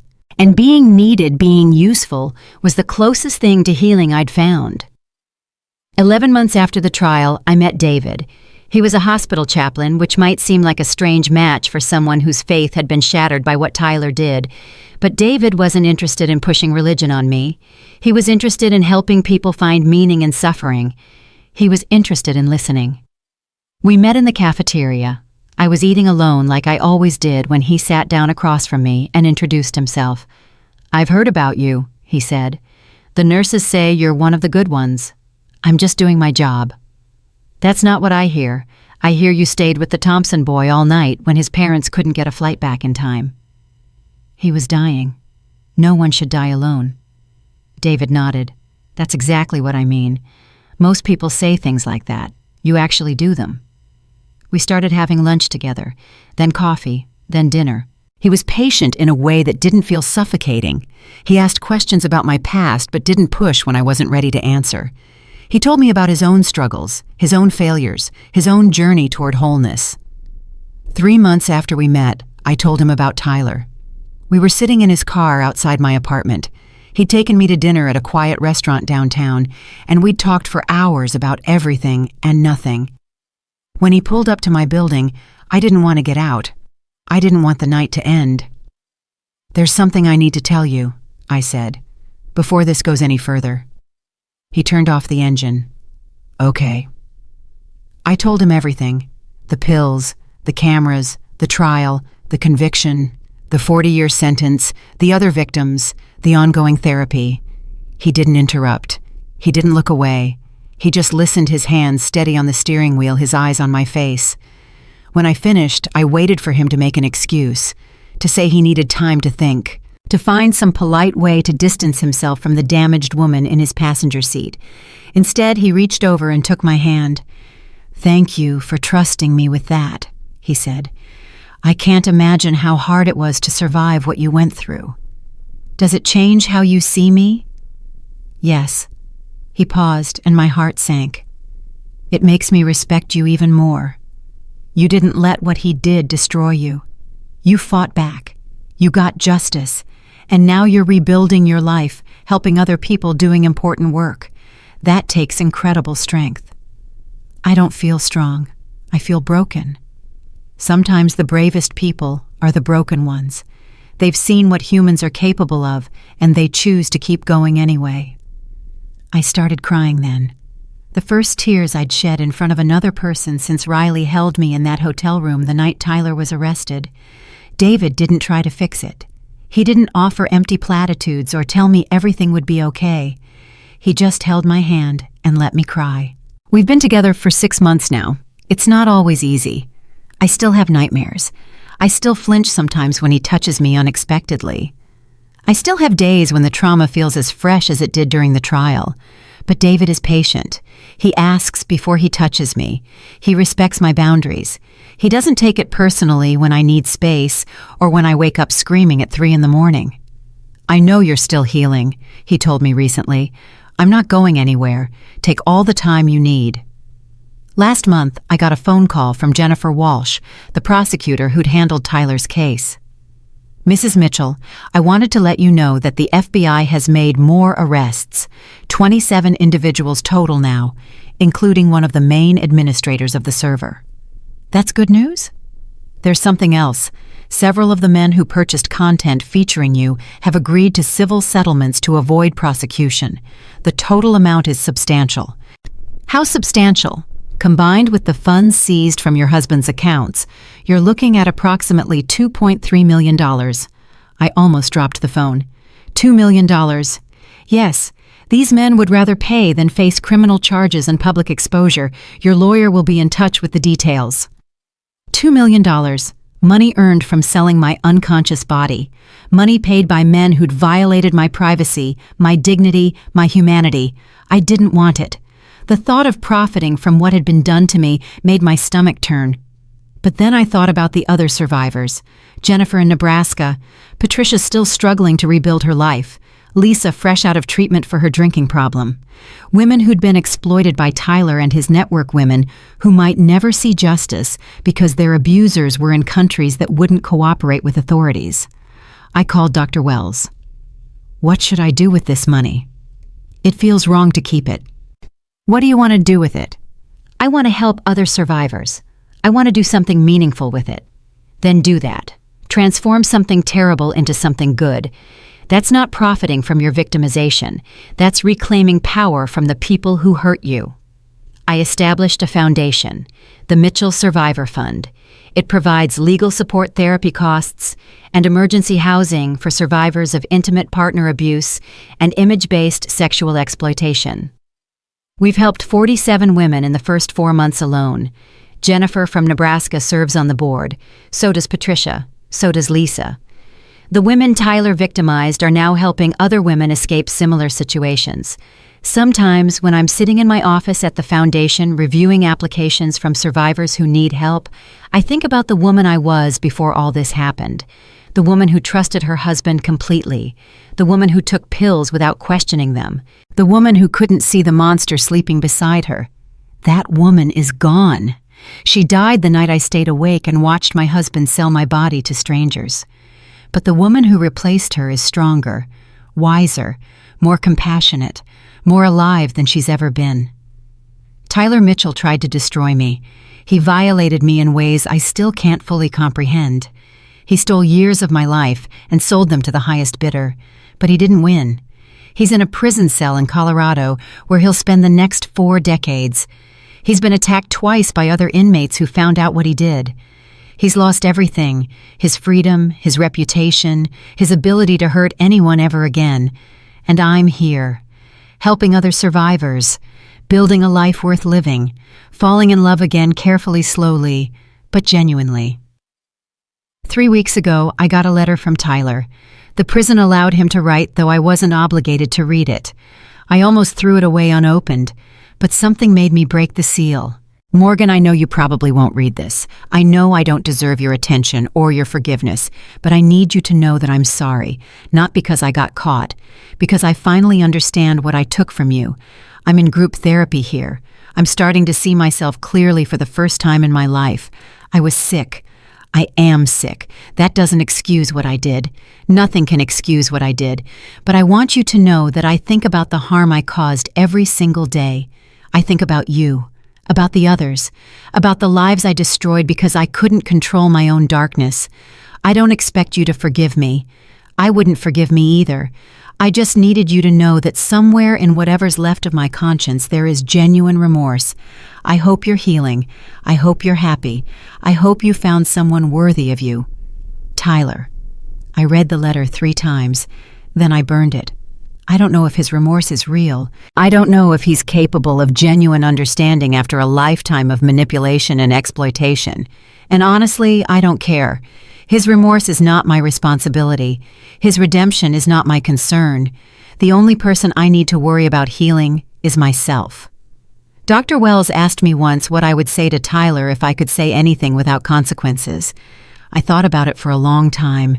All the anger I'd felt, all the grief, all the shame that didn't belong to me but clung to me anyway. And I realized I had nothing to say to him, not because I'd forgiven him. I haven't. I probably never will. But because he doesn't matter anymore. He's not the main character in my story. He's just the villain who tried to destroy me and failed. I'm the main character now. This is my life, my healing, my future, and it's going to be beautiful. Yesterday, David asked me if I wanted to move in with him. Not right away, not until I was ready, but someday, when the time felt right. I told him I'd think about it, and I am thinking about it. For the first time since this nightmare began, I'm thinking about the future instead of the past. I'm imagining what it might be like to share a home with someone who respects me, to wake up next to someone who sees me as a person, not a product, to build a life based on trust and honesty and genuine love. I'm not there yet. The wounds are still healing. Some days are harder than others. Some nights I still wake up in a cold sweat feeling Tyler's hands on my unconscious body, even though it happened years ago and he's locked behind bars. But I'm getting better. Slowly, steadily, one day at a time. Tomorrow I have my weekly call with the survivor group. Jennifer is finally ready to share her story publicly. Lisa has been sober for 6 months. Patricia is dating someone new, a kind man who knows everything and loves her anyway. We're all still broken, but we're breaking in the direction of healing. And that's enough. For now, that's enough. The call came at 6:47 a.m. on a Tuesday morning. I was already awake, sitting at my kitchen table with a cup of coffee, watching the sun rise over Portland through my apartment window. David had stayed the night, and I could hear him in the shower humming some hymn I didn't recognize. My phone rang. Unknown number. I almost didn't answer. Unknown numbers still made my heart race, still brought back memories of Tyler calling me from jail, threatening me, trying to manipulate me one last time. But something made me pick up. Mrs. Mitchell. This is Warden Patterson from the Colorado State Penitentiary. My blood went cold. Yes. I'm calling to inform you that your ex-husband, Tyler Mitchell, was involved in an incident last night. He's currently in the prison medical facility. What kind of incident? He was attacked by another inmate. The injuries are severe. We're not certain he's going to survive. The words hit me like a physical blow. Tyler was dying. The man who had drugged me for 3 years, who had sold my body to strangers, who had destroyed my sense of safety and trust, was lying in a prison hospital fighting for his life. I should have felt something. Relief, satisfaction, maybe even grief for the man I'd once loved, but all I felt was numb. Mrs. Mitchell, are you still there? Yes, I'm here. The inmate who attacked him, he claims Mr. Mitchell, was running some kind of operation inside the prison, using contraband phones to continue his previous activities. We're investigating. He was doing it again. From prison. That's what we're trying to determine. I wanted you to know in case there's any evidence that involves you.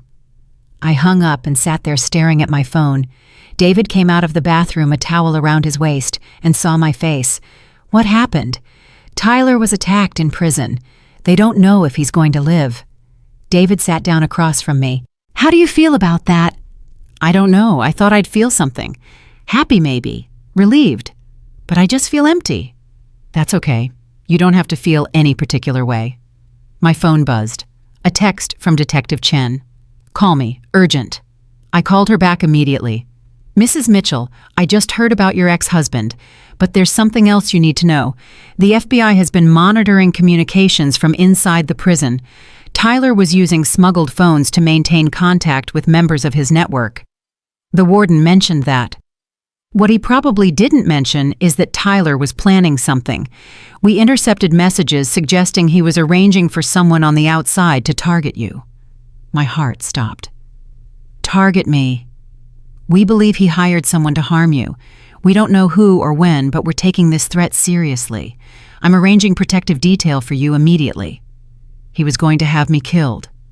Or worse. The messages were vague but threatening. Mrs. Mitchell, I need you to stay where you are. Don't go to work. Don't go anywhere until we have officers at your location. I looked at David. His face had gone pale. Someone's coming for me, I said. Tyler arranged it from prison. Then we need to get you somewhere safe. Detective Chen is sending protection. That's not enough. David grabbed his phone. I have a friend who runs a women's shelter outside the city, completely off the grid. No one would think to look for you there. I can't run. I can't spend the rest of my life running from Tyler Mitchell. You won't have to, just until they catch whoever he hired.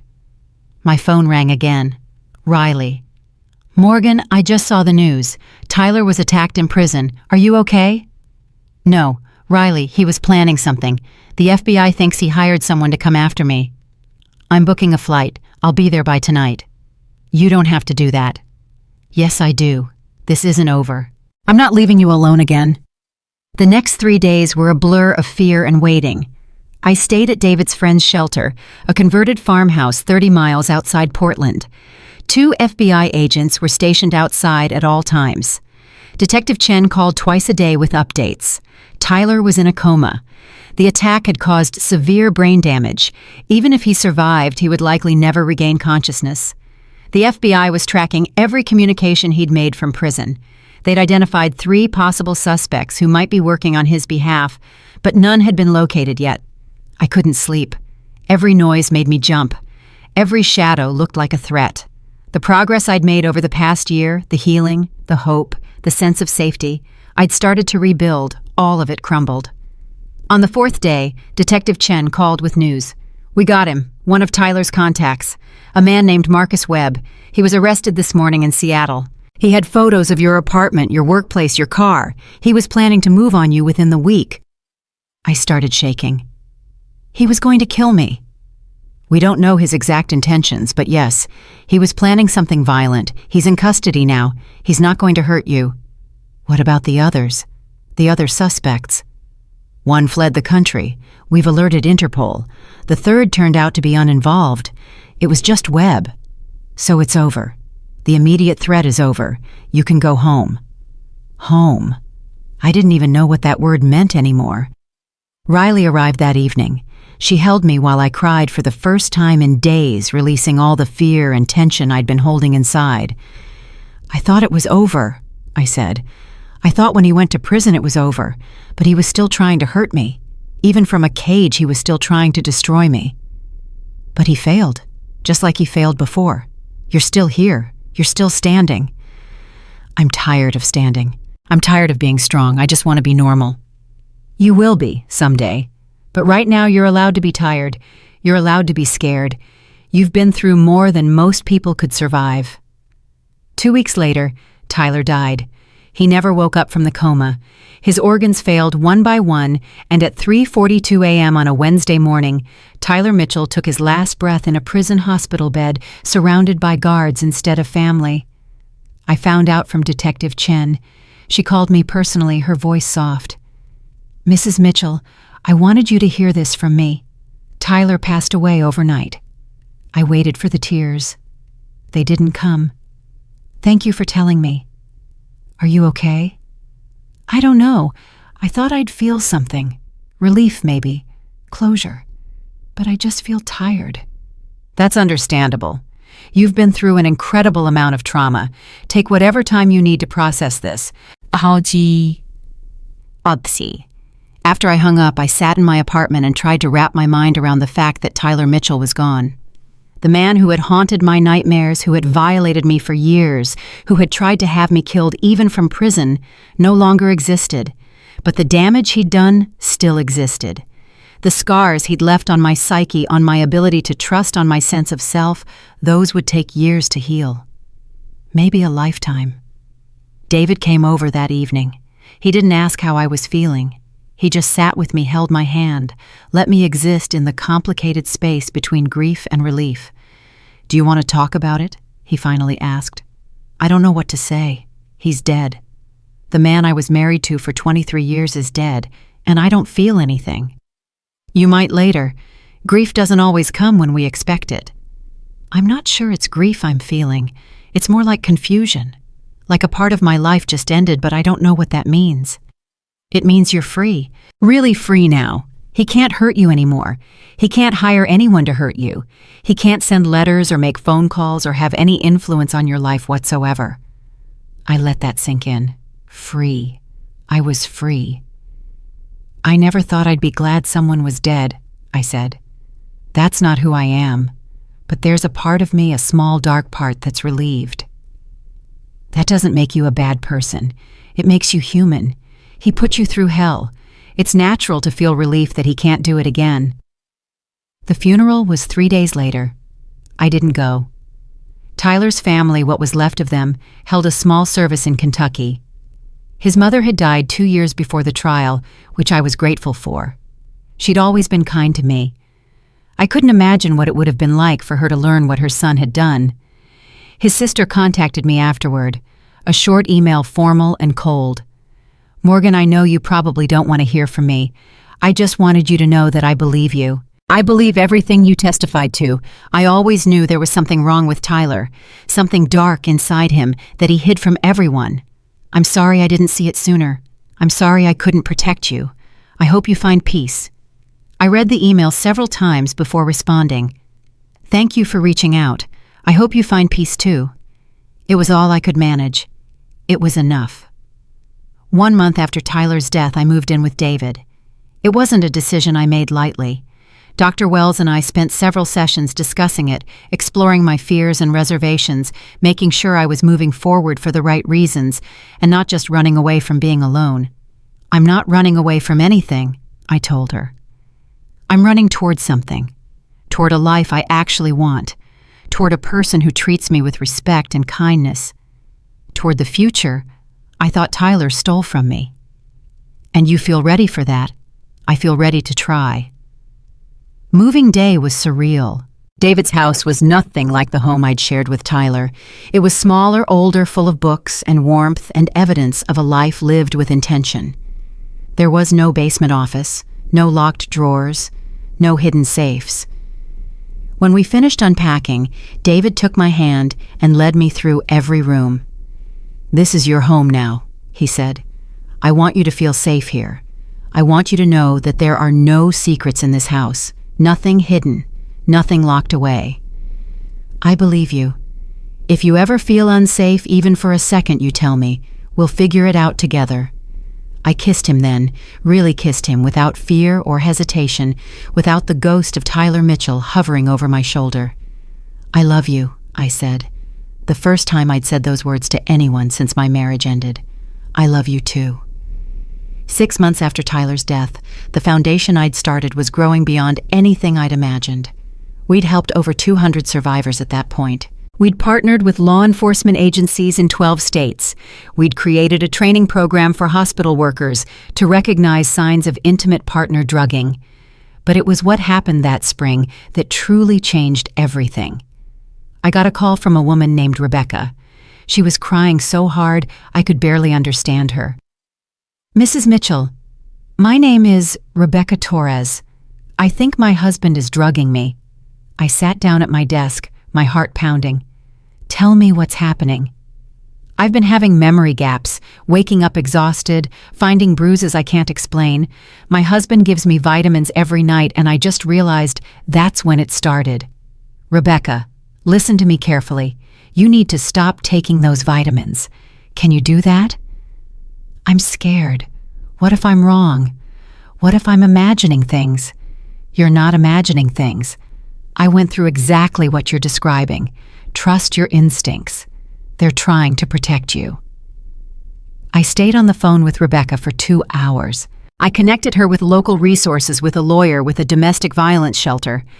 I walked her through how to gather evidence safely, how to protect herself, how to plan an escape. 3 weeks later, her husband was arrested. The vitamins he'd been giving her contained the same sedatives Tyler had used on me. Police found hidden cameras throughout their home. Rebecca called me after the arrest, still crying, but different tears now. Tears of relief. "You saved my life," she said. "If I hadn't found your story online, if I hadn't reached out to you, I don't know what would have happened to me. You saved yourself. I just showed you it was possible. I want to help other women, like you're doing. I want to make sure no one else goes through what we went through alone." Rebecca became a volunteer at the foundation, then a staff member, then my partner in building something bigger than either of us could have created alone. Together, we launched a national awareness campaign about intimate partner drugging. We spoke at conferences, gave interviews, testified before state legislatures about the need for stronger laws and better victim support. The work was exhausting and triggering, and sometimes felt impossible. But it was also healing. Every woman we helped, every predator we exposed, every law we helped change, it all contributed to transforming my trauma into something meaningful. Dr. Wells asked me once if I ever regretted what happened to me. Not regretted that Tyler did it, but regretted that I'd become a person who was defined by it. "I used to," I told her. "I used to wish I could go back to the person I was before. The person who trusted easily, who believed the best in people, who didn't look at every smile wondering what was hiding behind it.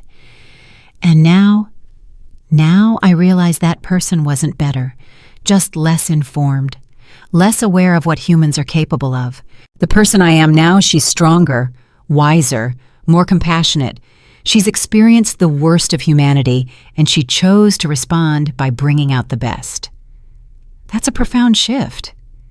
It took 3 years of therapy and a lot of hard work. But yeah, I'm proud of who I've become. Not because of what Tyler did to me, but because of what I did with what Tyler did to me. On the second anniversary of Tyler's conviction, I gathered the survivor group together: Jennifer from Nebraska, Patricia, Lisa, Rebecca, and 6 other women who had joined our circle over the months. We didn't celebrate. That felt wrong. But we acknowledged how far we'd all come. We shared our progress, our setbacks, our hopes for the future. Patricia was engaged to the kind man she'd been dating. Lisa had opened a small business helping other survivors rebuild their finances. Jennifer was writing a book about her experience, hoping to reach even more women who might be suffering in silence. "I never thought I'd be happy again," Jennifer said. "After what Tyler did to me, I thought that part of my life was over. But it wasn't. It was just beginning." "That's what I want other survivors to know," I said. "It's not over. No matter how dark things seem, no matter how broken you feel, there's a future waiting for you. A future where you're not just surviving, but thriving." Rebecca raised her glass of sparkling water. "To the woman who showed us that future was possible." "To all of us," I corrected. "We did this together." Last month, I got an email from a student at a local university. She was writing her thesis on intimate partner abuse and wanted to interview me for her research. Her name was Sarah. She was 24 years old, bright and eager, and full of idealistic plans to change the world. We met at a coffee shop near the university, and she asked me questions for 3 hours. At the end of the interview, she set down her recorder and looked at me with something like awe. "How did you do it?" she asked. "How did you survive everything that happened to you and come out the other side?" I thought about the question for a long moment. "I didn't do it alone," I said. "I had friends who believed me when I thought no one would. I had professionals who helped me understand that what happened wasn't my fault. I had other survivors who showed me that healing was possible, and eventually I had a purpose that was bigger than my pain." But what about the moments when it felt impossible, when you wanted to give up? Those moments were the hardest, and there were a lot of them, but I kept going because I refused to let Tyler Mitchell have the last word. He took so much from me 3 years of my life, my sense of safety, my ability to trust. I wasn't going to let him take my future too. Wow. Do you have any advice for other survivors, people who might be going through what you went through? I took a deep breath. Trust your instincts. If something feels wrong, it probably is. Don't let anyone convince you that you're imagining things or being paranoid. Your body knows when something is off. Listen to it. Document everything. Keep records. Save evidence. Take pictures. Write down dates and times. You might need that information someday, and your memory might not be reliable if you're being drugged. Tell someone, anyone, a friend, a family member, a coworker, a doctor. The isolation is part of the abuse. Breaking that isolation is the first step toward freedom. And most importantly, know that it's not your fault. No matter what they tell you, no matter how they try to manipulate you, what's happening to you is not your fault. You didn't cause it. You couldn't have prevented it. The responsibility lies entirely with the person who chose to hurt you. Sarah was crying by the time I finished. "Thank you," she whispered. "Thank you for sharing your story. It's going to help so many people." That's why I share it. That's why I keep talking about it even when it's hard. Because somewhere out there is a woman sitting in her kitchen right now wondering why she can't remember last night, wondering why she keeps finding bruises, wondering if she's losing her mind. And if my story reaches her, if it helps her recognize what's happening and get out before it's too late, then everything I went through was worth it. 2 weeks ago, I received an award from a national organization that supports survivors of domestic violence. The ceremony was held in Washington, D.C., in a ballroom full of advocates and lawmakers and survivors. When they called my name, I walked to the podium on legs that felt like they might give out at any moment. The applause was thunderous. I saw Riley in the front row crying. I saw David beside her beaming with pride. I saw Jennifer and Patricia and Lisa and Rebecca, all of them on their feet, all of them clapping for me. But they weren't really clapping for me. They were clapping for what we'd built together, for the survivors we'd helped, for the awareness we'd raised, for the lives we'd changed. I took the microphone and looked out at the crowd. 3 years ago, I discovered that my husband had been drugging me for years and selling photographs of my unconscious body to strangers on the internet. In that moment, everything I thought I knew about my life, my marriage, my own judgment, it all shattered. I could have let that moment define me. I could have crawled into a hole and never come out. I could have let Tyler Mitchell have the final word in my story, but I didn't, because I realized that what happened to me, as terrible as it was, didn't have to be the end. It could be a beginning of a fight. A fight for justice, for awareness, for every woman who's ever been violated by someone she trusted. This award doesn't belong to me. It belongs to every survivor who's ever found the courage to speak up. It belongs to every friend and family member who's believed someone when the world told them they were crazy.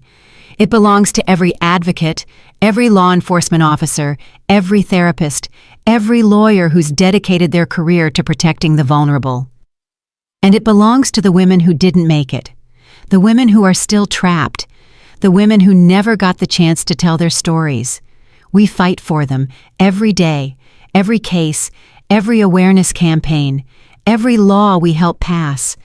We fight for the women who can't fight for themselves, and we will keep fighting until the world understands that intimate partner abuse isn't something that happens to other people.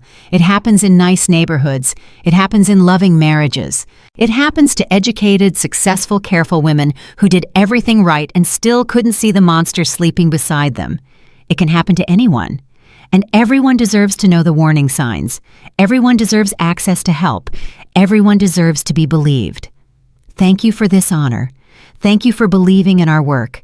And thank you to every survivor who's ever found the strength to share their story. You are not alone. You are believed. And you are so much stronger than you know. The applause that followed was the loudest sound I'd ever heard. But it wasn't the applause that stayed with me. It was the young woman who approached me afterward. She couldn't have been more than 25. She had tears streaming down her face and her hands were shaking as she reached out to grab mine. "I recognized myself in your story," she whispered. "I've been having memory gaps. My boyfriend gives me tea every night before bed. I thought I was just stressed." "You need to stop drinking that tea." I know now. Thank you. Thank you for helping me see what was happening." I hugged her. This stranger who had just discovered her nightmare, who was standing at the beginning of a journey I knew all too well. "You're going to be okay," I told her. "It's going to be hard. There will be days when you don't think you can keep going, but you can. You will. And when you come out the other side, you're going to be stronger than you ever imagined. I gave her my card, the foundation's number, my personal cell phone. Call me, anytime, day or night. You don't have to go through this alone. She left that ballroom with a purpose in her eyes that hadn't been there before. A determination, a fire. I recognized that look. I'd seen it in my own mirror the morning I'd decided to stop being Tyler Mitchell's victim and start being his worst nightmare. That night, lying in bed next to David, I thought about everything that had led me to this moment. The pills, the cameras, the trial, the terror, the healing, the love, the purpose. "What are you thinking about?" David asked, his voice sleepy. "I'm thinking about how different my life is from what I expected. Better or worse? Different. I never imagined I'd be where I am now, running a foundation, speaking at conferences, helping other survivors, being genuinely happy." "You deserve happiness, Morgan." "I know. It took me a long time to believe that. But I do now." He pulled me closer. I let him. And for the first time in years, I fell asleep feeling completely, utterly safe. Tomorrow will bring new challenges, new survivors reaching out for help, new battles to fight, new stories to tell. But I'm ready. I've been ready since the night I pretended to swallow those pills and discovered the truth about the man I married. Tyler Mitchell tried to destroy me. He violated my body, my trust, my sense of self. He sold me to strangers and tried to have me killed when I exposed him, but he failed. I'm still here. I'm still fighting. I'm still helping other women escape the darkness he represented. And I'm not just surviving. I'm thriving. My name is Morgan Hayes. I'm 54 years old. I'm a nurse, an advocate, a survivor, a partner, and a friend. I was married to a monster for 23 years, and I didn't know it until the night I stayed awake. That night saved my life, and now I spend every day trying to save others. If you're watching this, if you recognize yourself in any part of my story, please listen to me. Trust your instincts. Document everything. Tell someone. Get help. You are not crazy. You are not imagining things. What's happening to you is not your fault, and you are strong enough to survive this. I know because I did. Because Jennifer did. Because Patricia and Lisa and Rebecca did. Because hundreds of women I've worked with over the past 3 years did. You can survive this too. And when you do, when you come out the other side stronger and wiser and more compassionate than you ever thought possible, you'll understand what I understand now. The worst thing that ever happened to me became the foundation for the best work I've ever done. Tyler Mitchell thought he could break me. He was wrong.